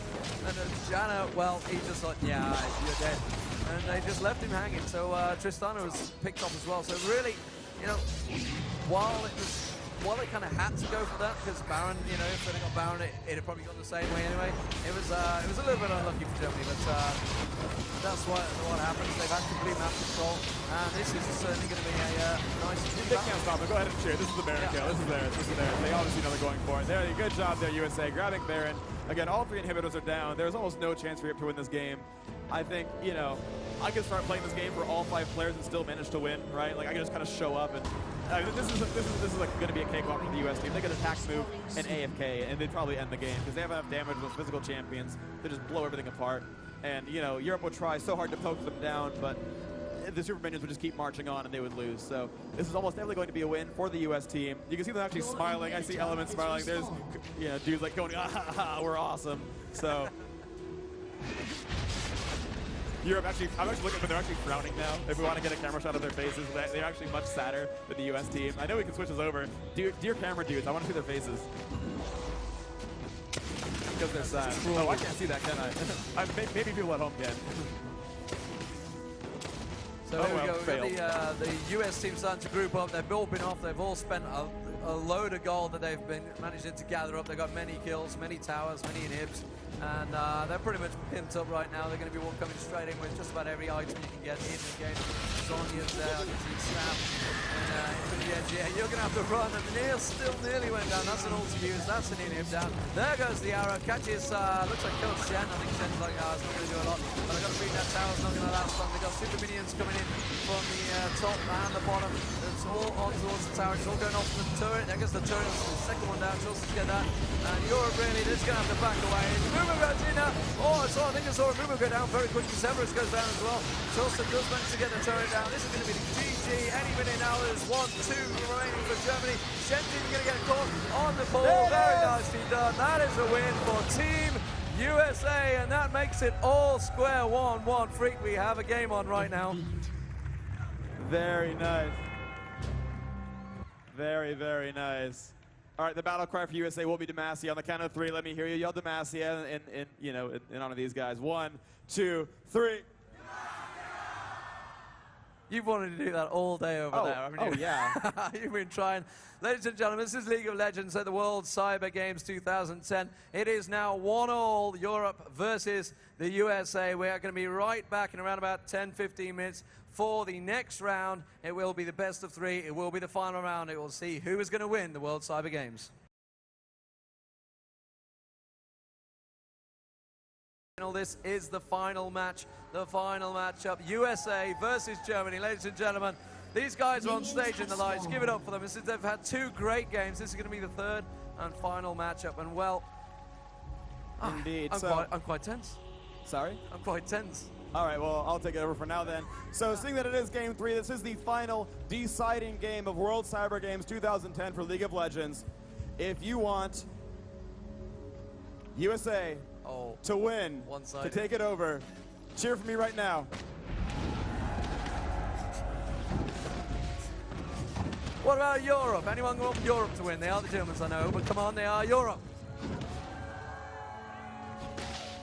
Okay, we're in America. I can give you that one. Oh my gosh, guys. Big Fat GG's playing Ashe. Oh my gosh. And Ashe misses no, it didn't miss last hit. Just kidding. The minion did less damage than I thought. Big Fat GG does not miss last hits. Come on now. He's the Asian Jesse Perry. All right, so bottom lane is Tarek Sona. Both champions can heal each other. Tarek getting a little bit aggressive, but, you know, it's Tarek Sona, so they can just heal each other. But Ashe soloing mid against Cassidy, and now you had said off stage, I believe it was you, that or someone was saying off stage that they were surprised that Ashe was able to lane against these champions, that Cassidy, for example, can harass so incredibly well. And so we'll see if that actually holds up, if Ashe is able to withstand Cassidy's spam. But then above we got Cogmore and Janna, and well, immediately they're having to back away. I'm going to try and see who it is. It is America playing in the green on the top, if I'm not mistaken. I don't want to get this wrong again. I mean, I don't want more forum posts. I've had enough as it is. Yeah, US one in the top right. I was actually, someone just yelled into the audience, someone got first blooded. That actually could be a 1 there, so I have no idea what's going on. There's not been a first blood yet. Oh, yeah, indeed. Assists for Team USA, so apparently they did grab a kill there. I missed who the death was. Waited for us to I'm not watching around. anything. We started the game. We got into the game late, so I didn't see anything. We're blaming the cameraman. He missed it. Oh, and he puts some harassment down onto Morgana, doing a pretty good job there. Element's going to dodge that Dark Binding, but it does take a puddle to the feet. Takes a little bit of damage. They're going to keep last hitting minions. Ashe still farming up some gold. Has Boots of Speed with his Dorn's Blade, so I think Ashe actually might have been the one who grabbed that kill, seeing as she's in lane with Boots of Speed already. Probably got the 400 gold to grab the Dorn's Blade. And I guess we could assume that Cassidy is possibly the one who died. And in fact, it was Morgana the one who died. Okay, so now we have all those facts finally in play. Morgana's a Peter. Yeah. So back to jungling anyway. let's get back to the game. It's all right. Sorry. I know you like to get sidetracked, but let's get straight into it. So Kassadin versus Ash is the mid lane. You can see Shen is the jungler for the European team. We're going to have up the top it is Morgana versus Annie. So you're going to feel that despite Morgana going down, he's going to have the slight advantage over Annie. Obviously buying the skin there, pimping it out for you guys. So using the... how did he buy the skin? Oh, you gave him lots of points, that's right. Of course. Yeah. For you guys that didn't know, these guys got set up with accounts with like 300,000 something. Something like that. A lot of IP. It was awesome. They still couldn't afford Ghost Gangplank. Yeah, who knows? So anyway, some more harassment going on between Annie and Morgana. Just a lot of long-range right-hand fireballs going out there. I know that was my left hand shut up. I'm holding the microphone, but there's the harassment on Kog'Maw. Amumu has gotten the gank, but no more stuns are up as both Tarek and Amumu already cast their stuns and didn't get anything for it, so Kog'Maw will survive. Looks like he will probably blue pill, or recall as we call it now, but blue pill's way better. Going to get back to the base. Jana will take the lane solo for now. Kog'Maw healing up at the fountain. And okay, Ash has been ganked. Kassadin does not have Riplock though, will not be able to initiate on that. It looks like Ash will be okay for now. Kassadin actually pulled a lot of minion aggro. Kassadin lost about 200 health just to walking past purple caster minions. So Kassadin is forced to heal now. Shen will take that lane over for the time being. And Ash is still putting that hurt out on those minions. Going to farm as best he can. Yeah, a bit of a mistake from Sleazy really coming out from behind that big minion stack. I mean, what was Kassadin really going to do other than try and catch in there? But by the time she's done the flash, she's done the taunt, done the charge, Ash was just like, yeah, I'm going to run away. Not really a lot they're going to do. So early dragon there, nicely done. And well, that's from, yeah, there goes the... There's the clairvoyance. Yeah, I almost gave that away.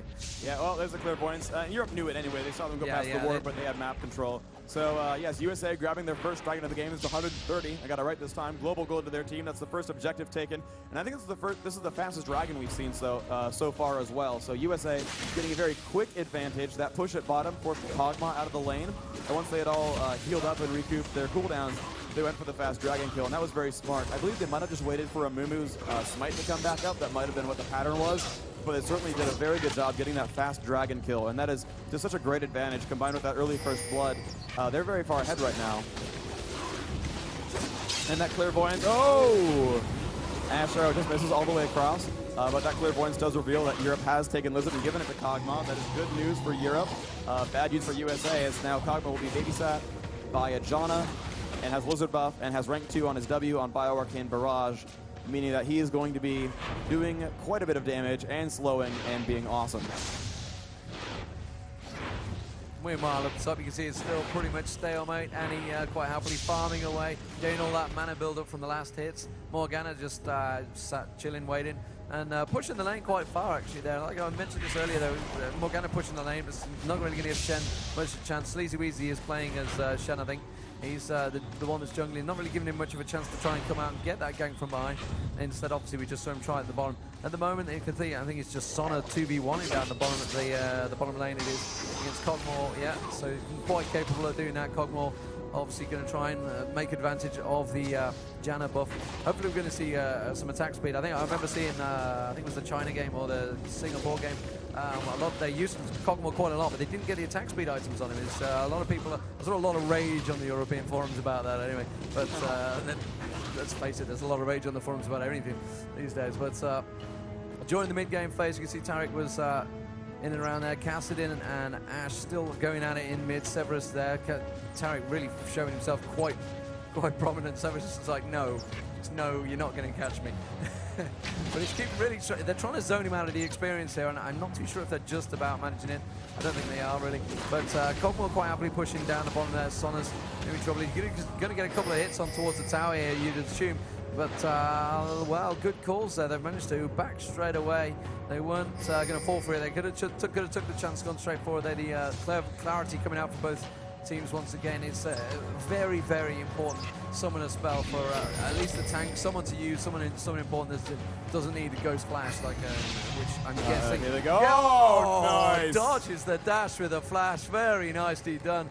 And that is Big Fat GG playing as Ash. There you go. Yeah, Big Fat GG can in fact press F when Shen shows up on the map. That's called skill. So, Tarek going in there, taking a lot of damage to Kog'Maw, but he has been exhausted, so this is going to be a good time to push for them. Tarek will self-heal, Sona will, be Sona and just kind of mash her face against the keyboard and cast all her spells. What, the new Rise? You know what's going to be funny? It's probably Elements, too. No, yeah, Chow's just Tarek. Oh, no, HotshotGG. But yeah, because Elements is Annie. Darn it, I was really hoping Elements would be Sona, because that'd be a second face world champion in this entire tournament. Like, all right, now it's Garen, and now I've moved up in skill, and I'm playing Sona. So that would have been just nice to see, right? But anyway, Elements is actually playing Annie, and he's actually a quite good Annie player. We saw him play her earlier in this tournament series, and did a very good job in that lane as well. So I believe that might have been against China. I'm not certain, though. Either way, it doesn't matter. He's a quite good Annie player, and we'll probably see him do a very good job for his team. So that is a Lizard buff Ashe in mid. She did manage to farm that thanks to her teammate Jungle Amumu, but uh-oh, Shen is back at this time. No flash, so this is going to hurt. She's been exhausted. She's running with Ghost this time. He's trying to get away, and here comes Amumu, and now, you might think that was a bad shot, but that was blind. He was trying to block the Mao from chasing, so that was the predictive bandage toss in case they kept going in. So that was the right play by Gobi24, managing to protect that Ashe, doing the defensive shot really there. And a very good job. I mean, we're just running down there defending it. Ashe, of course, with Ghost, going to do a good job. But now the next 2.5 minutes, for the next 2.5 minutes, Ashe will not have any defensive summoner spells left. So she is now, for real, an actual gank target. And if Shen can get that gank one more time, we will probably see Ashe die. And that's just good news for the European team. Of course, the Americans are winning right now. I believe they're still up that 1 dragon to 0. No turret kills yet on either side. And I believe it's still a 1-0 kill score. So USA doing a good job. It's a little bit more of a slower paced game than before. I mean, they did have that fast dragon. And these ganks have been going on, but none of the ganks have been successful yet. So not a lot of dying after that 2-minute mark. Yeah, very much KG. It is obviously all on the line in this match. No second chances if they were to lose this. And well, America, they had such a big advantage early on in the last game. You can't blame the Germans for being a little bit more patient, a little bit more cautious in this one. They don't have their Twisted Fate to dash around the map again, but like we say, Garen's been taking out the plan for Elements, so he's not going to be able to spin straight in there, which has been doing well. Mumu tried to get the advantage in there. He's going to try and get a bit of damage on him. It will do. Severus trying to get a little bit of damage. He's got the blue buff still on him. They're going to, it's really very much cagey stuff. Tarek's can easily just walk away from that and just really force him back into the lane. Sona's going to move around. So at the moment, I can see Elements has had quite a free run really at the top lane. He's been quite solo up there for quite a while now. So he's quite happily gaining the experience, gaining the gold, all free farming, and free farming is never good. Yeah, free farming. Well, it's good if you're the one free farming, yeah. But yeah, so another interesting thing I want to point out about the lineup for this game. So last game we really saw that most of the damage output from Europe, oh, they're going to kill this ward right there. That was a pink ward earlier from Jana. I mean, we're missing that bandage toss just barely. But last game, Ashe taking some damage, going to be okay. But last game, most of Europe's damage output was physical. They had Tristana and Misfortune, and the Captain wasn't doing so well. This time, all the damage output is magic. Kog'Maw, of course, has his base damage, but generally his main damage output is Bio-Arcane Barrage, which does magic damage, and the rest of his spells. Most often they build Maverick's Blood Razor, which is more magical damage. And their other real carry here is Morgana. So that's a lot of spell damage this time. Not a lot of physical unless Kog'Maw builds Infinity Edge. And that's interesting because, again, USA still has Tarek, and Tarek with that giant armor buff going to go a little bit more to waste this time. So we'll see if the switch in damage output is going to make a big difference or not. So at the moment, as you can see on the screen, there's a lot going on that we can't really talk about. Is you know, people just picking around the lanes. It's starting to move in towards that mid-game phase. We're it's like around about 8 minutes, maybe a bit more into this game. I can't see. We just can't make out the digits. But at the moment, it is all very cautious. Like I say, nobody wants to get caught out here. They can see what's happening. They know that's happening. At the moment, here we go. We're going to get a bit of a team fight maybe building up now. This could be cautious stuff once again. Morgana going very aggressive there, going straight in. Shen dashes in, the arrow comes in very nicely done. I'm going to try to see who's going in. Germany are all sorts of trouble. America manages to pull off a triple kill there. Triple is going to be a team ace. That is a team ace, and they're going to get the dragon. Wow, that was so one-sided. It's not even true. And America just got themselves a whole ton of gold. That was definitely excellent play from the American team. Now, both teams knew that America was doing Dragon. Europe, of course, had recently placed that pink ward and killed their ward, and so America knew that that was still there, but they were still confident in the fact that, well, yeah, but, you know, we stole your Lizard buff, we, you know, we're on Dragon, but we have such a good team fight. And again, you know, America loves building for that team fight comp, those big AoEs, which is then Sona, and every time getting a Mumu, first picking him for most of the games, just not here. And I mean, look at that, all of them have some kind of AoE stun or some kind of AoE buff. They're very good at grouping up, whereas You know, the European team's a little bit more singular, that's the word, you know, Kassadin going for a single target, Janna buffing one single teammate with, unless she gets her ultimate off.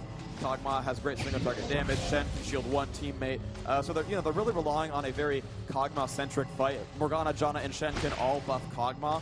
And again, he is Kog'Maw, and I've said that word 7 times in a row now. But, you know, he is the one late-game carry that can win a game by himself, and he does have a team built around him. And they picked him late after they grabbed that support, so this could certainly still work for Europe just fine. Obviously, they are up quite a few kills, grabbing, I think they're 6 kills to 2, and being up 2 dragons, but still, that's beatable. That's definitely beatable. So I'm not worried about that just yet. Team Europe still has a good chance. If Kassadin can get farmed, you know, he'll do well. He's by Tear the Goddess and actually not gone Magi's. I don't know if he normally buys Tear first or not, but that Amplifying Tome just kind of lying around. Oh, the Ash Arrow goes down. Will miss, and Big Fat GG will continue to farm mid using volley right there. And there's some free minion kills. Yeah, had plenty of view to look at that. Good lane of minions just ahead of that arrow, and plenty of time to get out of the way of it. Didn't need to use any flash or ulti skills to get out, dodge it. So wards going down once again from both teams, as you'd expect. Can't emphasize enough the importance of these things. You know, catches the early ganks, catches the early lane phase, and certainly catches any jungler coming out towards you. It's going off from the bottom at the moment. Sonas and Tarek really not got the damage to output there, but Cockmore is being harassed enough to force him away from the zonal experience once again there. So as you can see, it is all square, it is counter logic. I Wear a Cape in Real Life is the team name that they qualified in. It's an awesome name. And they obviously got picked up by SK Gaming, which is why they are playing under the SK Gaming tag right here in the tournament. So at the moment, it is USA leading only slightly. Still no towers gone down, really nobody moving for the towers. They group together, they're quite happy to split themselves back out after getting that big group together. They were just like, okay, that's a good kill. We got the dragon, and split back to lane phases. Oh, the arrow lands onto... absolutely no use for it though. I was like waiting for someone to follow in, but well. I think he tried to steal Golem. It's just like, it's like a 50-second spawn time. I can just use it. It's all good. Yeah. So Ash going for that BF sword in the inventory, has 2 Doran blades as well, and USA now grabbing 2 people up towards top. Amumu and Annie going to try to take down these minions as best they can, doing a pretty good job there. I think Annie just missed 2 last hits, letting the purple melee minion get those last those 2 minion kills, which is a little bit unfortunate, but she'll still do what she can. It actually is saving her spells now, not spamming them, because she has Energize ready and wants to drop that Tibber Slam whenever a team fight might show up. She does have her ult up after all. Tarek and Sona, the really unharassable lane, doing a pretty good job there at the bottom. Going to see if they can push onto this turret. But, you know, they won't. They're a little bit afraid of getting ganked. They have decent ward control, but they're not really going to get a lot out of pushing. They're not really high damage champions. They're going to go ahead and let this game keep staying in the laning phase. I think they're very confident in Big Fat GG's last hitting abilities, and they're certainly going to just wait for the new buff to spawn and try to grab a new team fight. They're really built for that team fight, and so they'd like to wait until all their ultimates are up and just orchestrate something nice and easy for them to try to just take over the rest of this game. If they win one more team fight, they'll have so much control. They'll be able to take a turret down. You know, last time they won a team fight, took down Dragon, but there's Tarek landing a stun on Shen. Won't get much out of it. And I guess now they're just running around, taking so much control of this game.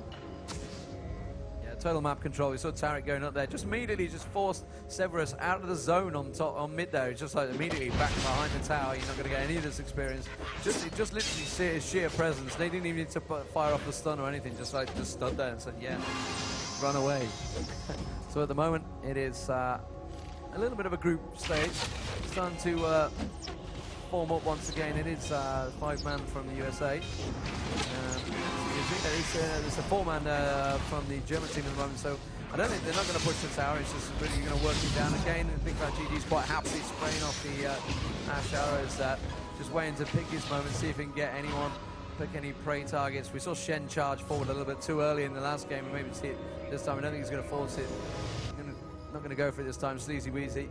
He's going to follow in the minions, but well, as I say, then Severus dashes forward. Well, surely the arrow's going to catch him. Yes, it will. Going straight into that one. I'm not too sure what they were thinking, but they're going to get away with it. And America just going to back away. Done enough damage. Don't need to take any damage excessively, but I think Severus caught most of his team out there. I was waiting for the arrow to go straight in his face, and I'm amazed they didn't actually get a kill out of that.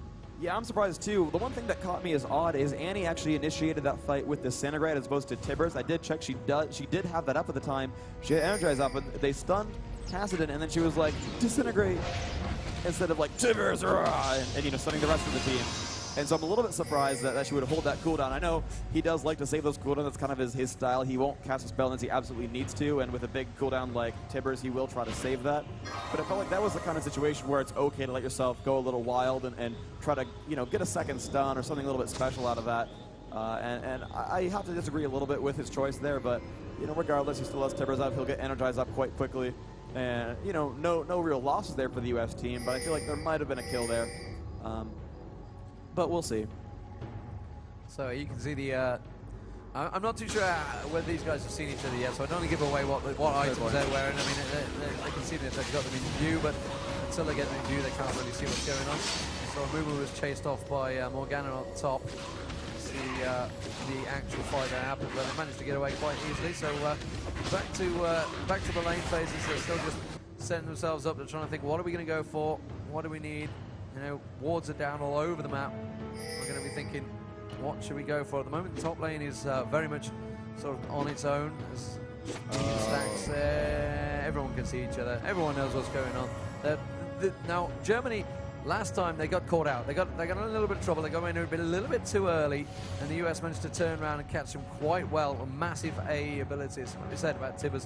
So Tibbers now still stored up, might well have been in cooldown. So, but they're both going to back away from that fight. They're thinking, no, we're not going to go for Dragons just yet. Germany a little bit cautious about it. USA a little bit cautious about it. They're thinking Cogmore may well be a little bit more fed now, so they don't want to get caught out. So it's very much all square. They're standing around, chilling in the mid, really. They're not really, neither team going for it.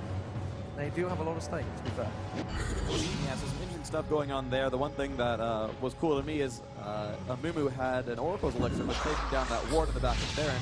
However, once he got poked by Kassadin, he knew that the rest of the team was there and ready. And if Kog'Maw presses W and Shen taunts through the wall, Mumu would have died. And that was a smart play to, you know, it's cool to kill wards, but that death would have lost them, the next team fight would have lost them Dragon. So, you know, the rest of his reward was check the river. There we go. He was chasing one down there, and they managed to get away. Yeah, so there's an Oracle's Elixir on Janna as well. She has been clairvoyant, so they have taken over ward control of the Dragon. USA did CV that, so they know that Dragon's not being taken just yet. They do see Morgana and Shen, and now Kog'Maw in the middle of the map. So they know that Europe is, you know, sort of far, and sure enough, there's a movement going for that ward kill. And now neither team has wards on Dragon. It's going to be all about Hawkshot and Clairvoyance. Clairvoyance, of course, with a pretty low cooldown, so that's going to be all right. And let's see what this team can do about it, because, okay, Kog'Maw will spam out. They do now have a new ward there. They do see where Dragon is, but they don't have great positioning for going for it, so it depends how quickly the US can kill this. And it looks like they will go for the commit right there. Will they be able to smite and steal it? No, Kassadin will jump on it, and I don't know who got it, but it doesn't matter because the team fight started, and Morgana with a black shield, and there's the Asher takes Kog'Maw down. There's a solo. Kog'Maw does in fact die. They have killed Janna as well now, and they're jumping right in. They're going for Morgana. Morgana will land that stun. There's the stun on the Mumu trying to get out, but Shen about to drop down. Can't stun or do enough damage. She's jumping past him. There's that. And Annie with the long-range disintegrate. They have at least 4 standing members. I don't see their 5th. May have died. No, they all have full health bars, so every member of CLG is still alive. They did manage to pick up 3 or 4 kills there. Dragon did die, and I can't tell who got that. Can you press the store real quick? Yeah, 390. That is three Dragon kills and now a tower. So they have gotten every Dragon so far this game. USA haven't really lost many champions at all. And they're doing a great job here. Going to try to take on his 2nd turret. Now, Tarek is face tanking that right now despite the minion waves. He's going to be okay. He's going to self-heal right there. And there we go. This is really nice. 2 towers now down in mid. USA putting on just great team fight prowess. Doing some good stuff. Yeah, communication-wise between the 2 teams, you can see the American team. I've been watching these guys throughout this match. The US guys are talking all the time throughout this. The German team have been quite quiet. Now, the captain normally is the one that's giving it out, and he's been very, very silent in this game. So at the moment, you know, they did lose the last match, so it's not looking good for the next one. So the confidence is obviously down a little bit. The communication is key in this game. It is a 5v5, not a 1v1, which a lot of people like to think it is when they play solo queue. I'm back on solo queue again. You and your solo queue tirades. Yeah. Tirades. I am bad in English. But yeah, I mean, at the moment, there's 2 big team fights that the US have come out on top of. So the German team, yeah, they're going to be a little bit down about that. But I got to feel that Castin should have got the science. He was more keen on flashing in and stealing the dragon kill. Which did he steal it? I don't think he did. And instead, he really should have tried to get the silence onto a Mumu or Annie. But either way, Mumu happily got the AE off.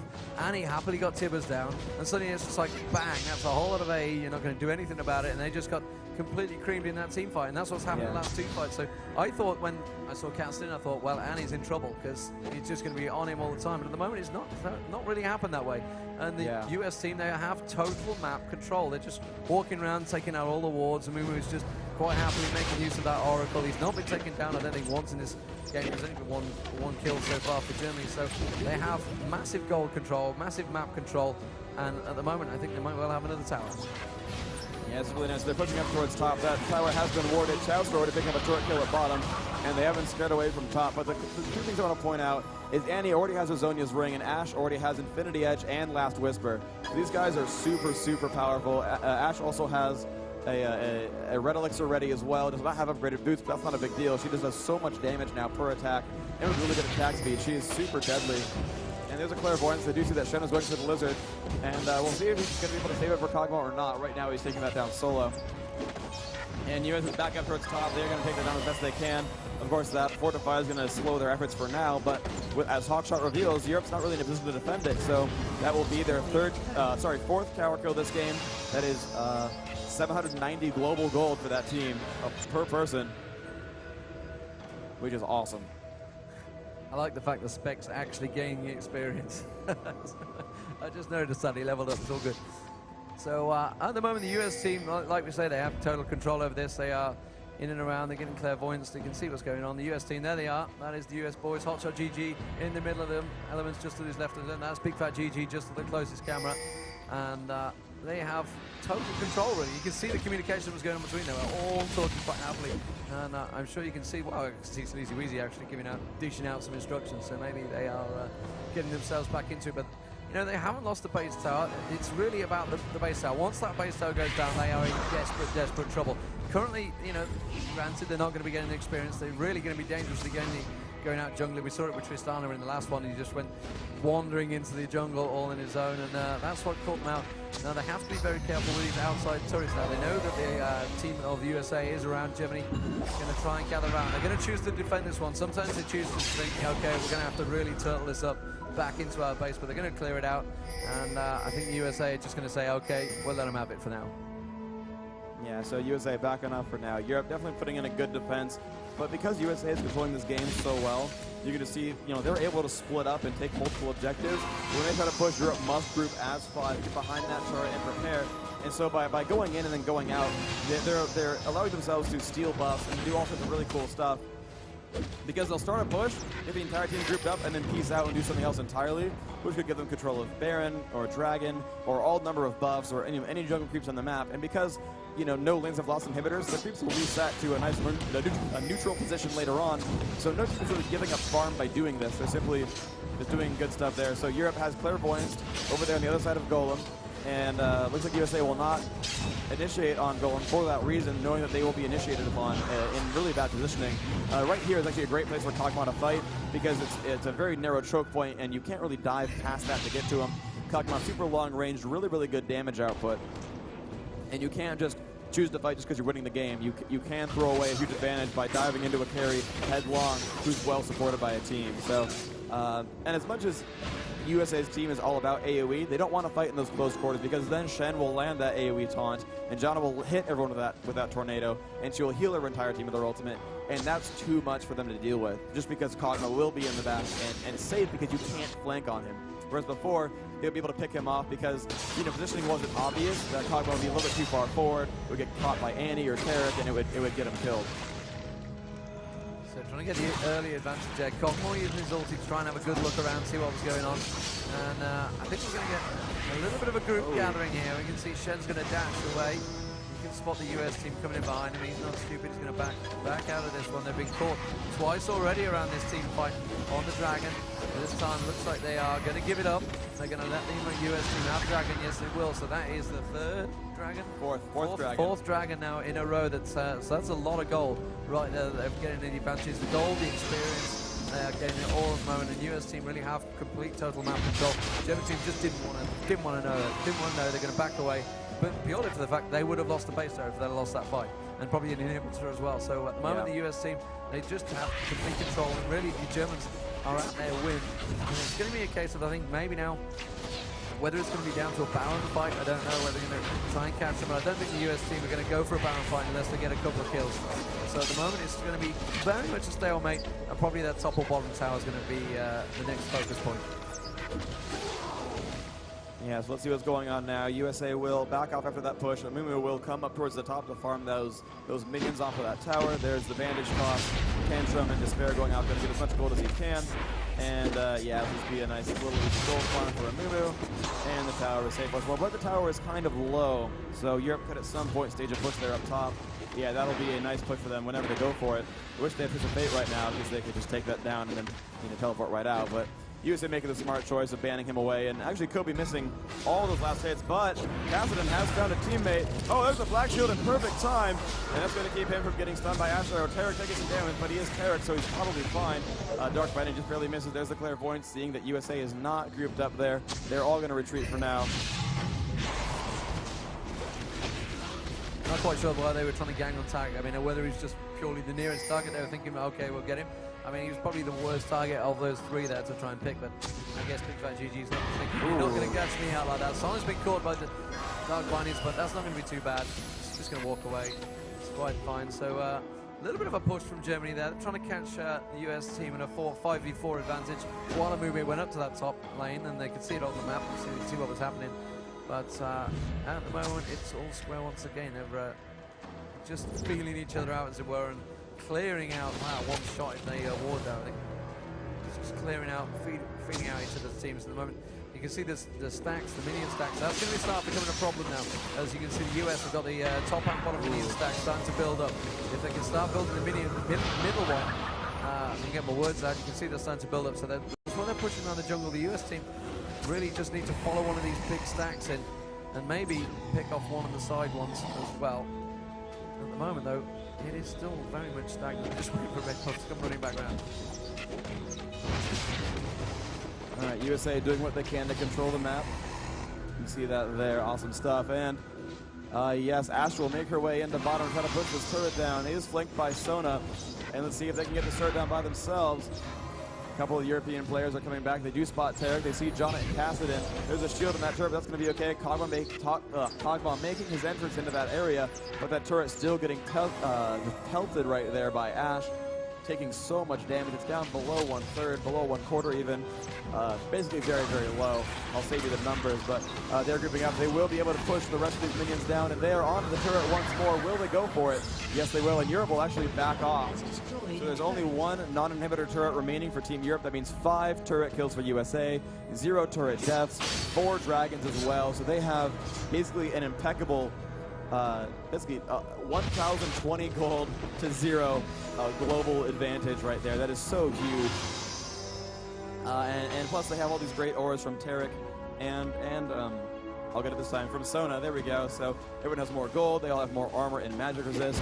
And really, the European team only has single target domination there with Cogma.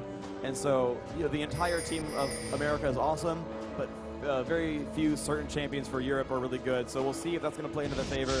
But right now, I feel like America is winning this game pretty handedly. Yeah, very much so. It's very one-sided last map. We need Europe really to try and pull it out in the final stages as they try and push to the base tower. Really, they're gonna hope that the US team make a mistake. I think that's how it is at the moment. They're gonna try and catch them out, whether they catch them on a Baron, whether they catch them on a turret, or just catch one of the players out. So I think it'll take 1 or 2 to go down, 1 or 2 important characters to go down. They could easily turn things around. But at the moment, it is very, very one-sided. And they're just happily farming around the map, picking up all the buffs they need to. While they really just build up, you'd assume, towards some sort of Baron, but both teams are going to ward that up. Both teams are looking out for it. They're going to wait for it. At the moment, it is very much stagnant. Yeah. So Even though they're low in this game as the teams are grouping up, Europe, of course, very much on the back, but have not crossed the midpoint of the map in quite some time. Only just barely daring to go up there to drop some wards, but they've certainly been dominated for most of this game. That's very unfortunate for them. Meanwhile, USA has just been grabbing buffs and getting huge items, and they're building so much defense. The weird thing to me, though, is Amumu has a Sunfire Cloak and 2 Turtle Shells, which are all armor items, and they're facing a Kog'Maw, who not only doesn't care if you have armor, but also scales with max HP. So Amumu really can't take Kog'Maw for them, which is kind of interesting to me. And we'll see if that actually really ends up being a problem for him or not, since Kog'Maw, he really goes for Amumu, is not really attacking the right target. There we go. He finds a ward in that brush, will continue to go for it. Or maybe, yes, no, maybe. There we go. Going for that ward. Ash will finish it off for him. And so that is, again, ward control in the middle of the map for USA. Looks like Amumu might find some more wards in the brush there. And Europe is just slowly losing their grasp on this map, even more than they were before. But they've got to be careful because Amumu appears to be alone in Baron. He doesn't seem to have a teammate nearby as far as that ward can tell. But they did recently see Ashe in mid, so Europe losing so much of their map presence right now, and America just feeling so confident. They haven't seen wards in a while on Amumu now. He's just going to walk right up to a lane and say, hey, maybe they don't have anything left at Baron. And they might get greedy and go for Baron just because of ward control, or they might just try to bait it and go for a team fight, or they might just do a solid push. Top lane is kind of looking tasty right now. Europe is not too close to defend it, though they are walking to it now. And America just grouping up and just considering what their options are. They have a lot of options open. It just depends what they want to do. Yeah, so it looks like top lane is going to be the way they're going to go for. Janet just putting just putting the shield, and it's not going to last 5 seconds as Ashe starts firing on. You can see the damage that Ashe is doing now. He's really got almost the perfect build for Ashe right now. Yeah, look at that. Infedge, last Whisper, another BF sword, building for the Bloodthirster probably. So he's really got just all the items that you need on Ashe. He's got a great carrying team with him as well, so he's very well protected at the moment. It's like if you go for Ashe, well then you got Annie in your face, so it's going to be a bit tricky for the European team. You mentioned Kog'Maw, he scales well, but really not going to scale well enough because they have such a massive gold advantage, like you mentioned with all the towers. They happily just picked another tower down right there. You see a Clarity coming in there. The German team are just going to, the arrow missed. The arrow missed. That's the first arrow of Sin miss, I think, from pre-LCS. Managed to fire it out there, but that's going to be Germany. Are they really? Do they have anything to stop them there? I mean, they tried to come in. It was like a half-hearted attempt, and then they sort of backed out. They were like, weren't sure. They weren't really, they've got no answer to this at the moment. Here's the Clairvoyance again. They do see that Baron is being going for, and yes, they are going to have to back off and defend against this team. There's a Dark Cutting on a Turk, and Shen is in the middle of everything. What will they do? Kassadin jumps on Ashe. Ashe has been exhausted, but Kassadin still taking damage. There's the Amumu. Vajana resets that with her R button, but oh man, Morgana gets crushed right there. There's a Sono, and they will kill Janna, and now Kassadin getting out, but Shen taking some damage. Shen gets stunned by Tarek, and Shen will go down. That is a kill from Big Fat GG. Kog'Maw running away, Kassadin too. But it's 5 versus 2 now on this map. Now USA is going to choose to push as opposed to doing Baron. They can let Amumu or Tarek face tank the tower, but of course they let Annie do it because that's how coordination works. Fortify comes up. Tibbers will tank that turret for now. Fortify ending in 3, 2, 1, and there it is. And back on the turret they go. Tarek does have his ultimate on, healing himself every second and giving his team global damage output. Sona doing the same. So even the unfarmed champions have bonus damage output. There's a stun on Kog'Maw. Amumu will miss the bandage toss, but Kog'Maw will go down. They're onto the inhibitor, and they don't really care if Kog'Maw hits them or not. Look at that, Ashe is standing still, doesn't matter. And you're going to take that down. The team is just full of healing, and they will back off. The one thing to be careful for is sometimes you will see a team blue pill, and the other team will just come back and do Baron while they're in the base. That may or may not be the case here, but certainly America has to be wary of that fact, and Europe knows it too. It's going to be very much up to the map control and map awareness, and who has the better warding, and who has the better decision-making at this stage. USA, of course, winning right now, but it's still not quite over. That one inhibitor down doesn't mean a game over. It means that you're now on a clock to keep the game going and keep the pace up. Yeah, and as you mentioned, you're going to start getting that big fat gold from the Super Minions coming in there. And the German team is just thinking, where did they go? They're just going to try and scout it out there at the moment. Having a good look around, you know, they got the exit dragon. Did they get the dragon? I'm not too sure. Went for red buff on that for the fact they laid down a couple of wards as well on the way out. And at the moment, the US team just sort of quite happily thinking, okay, get some buys. Already went down there, so you know, they saw that. That's why the German team just all backed out. They were going to try and get a sneaky Baron kill. That could have turned it around quite well for them if they managed to pull that Baron off, but it's not going to happen this time. They're going to have to back away. And did they manage to get wards down? That's the question. Yeah, so USA barely escaping, letting Baron get taken away as they're blue pilling. Ash will volley down. They do know that Baron is going down, but USA will get it with no problems. That's right, that's right. USA up many kills, up many towers, up many dragons, and now have Baron. And this is looking so bad for Europe. Both teams know that America's winning this game really, really hard. And it's looking bad for Europe. What do you have to say about that? There's not a lot I can say. It is looking bad. I mean, they took away their secret weapon, Twisted Fate, and that's that. They don't seem to have an answer for it so far.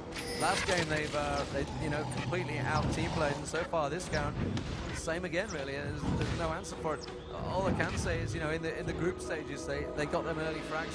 Whether that's really the I say frags. I'm so used to CS. That's okay. Yeah, you're an ex-CS player, so it's all good. It's all good. But yeah, they got the early kills, and really that's been the telling point in both games. Both times they've won, USA have won those early dragon fights and completely dominated. And Germany don't seem to have a response to that towards the team fights. So are you saying my continent's better than yours?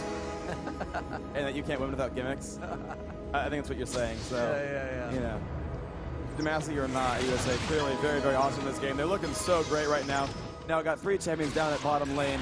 Annie, Sona, and Amumu. There's Clara joining in the fun. Now Cho'Gath has a green pot, so he's going to do some pretty good damage out, but he's going to crit some more. He's got some really good attack speeds. Sona again bumping her teammates with E with Song of Celerity, giving them more movement. Annie will again spam volley, has just cast it in. Wow. Did you see the damage that volley did then from Ash? That was quite big on Severus. Severus really can't take too many hits. He's going to have to try and stay away behind that volley.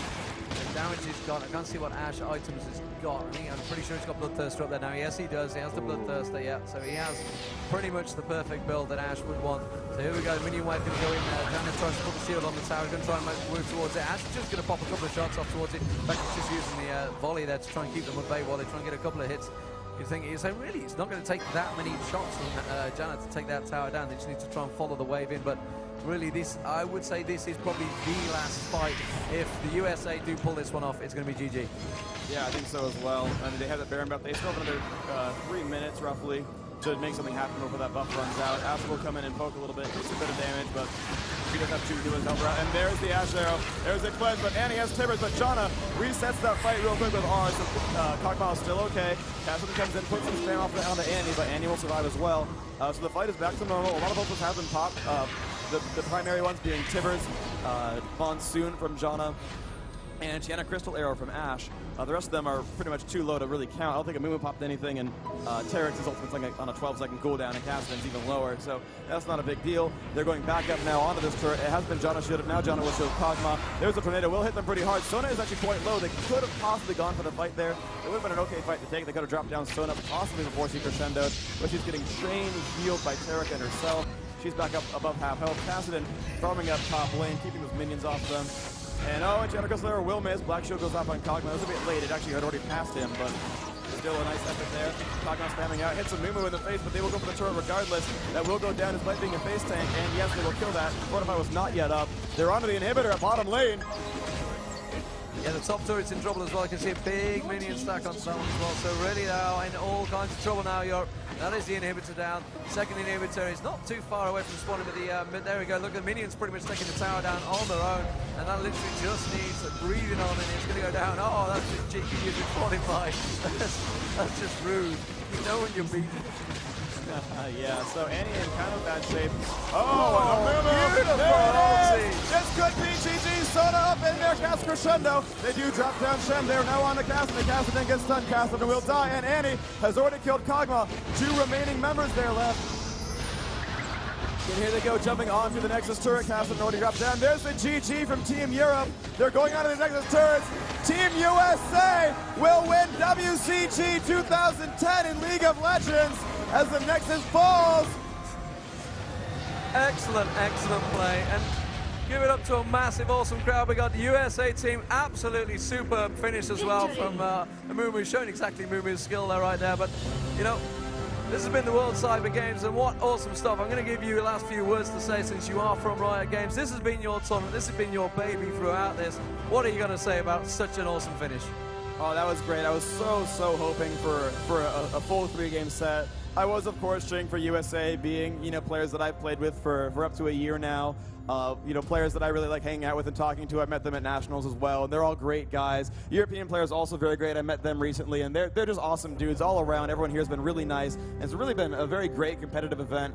But I was just hoping to see CLG win, primarily to see 3 games, but really cool to see them have to adapt that style, and just to have everyone see on a grand scale, people who don't see those styles, see them in front of them. People watching the streams in Europe seeing American style, people in America here seeing European style, seeing these champions you don't normally see dominate games like Twisted Fate and Kassadin in my case, or the big team fight style that America's been using, you know, for the Europeans. Just seeing those things match. It's always really cool to see styles that are on different sides of the globe come together and how they match up. And as we saw, if you let Europe do their game, it works really, really well. And America had to just chain ban TF to keep him down, because that would have ruined their day the next 2 games. So there you go, ladies and gentlemen. The forum debate is over. US is officially better than Europe. This has been the World Cyber Games 2010 League of Legends Grand Finals. USA take it 2-1. Congratulations to both teams. We have been here live in Los Angeles. We will be back once again for whatever the next game is.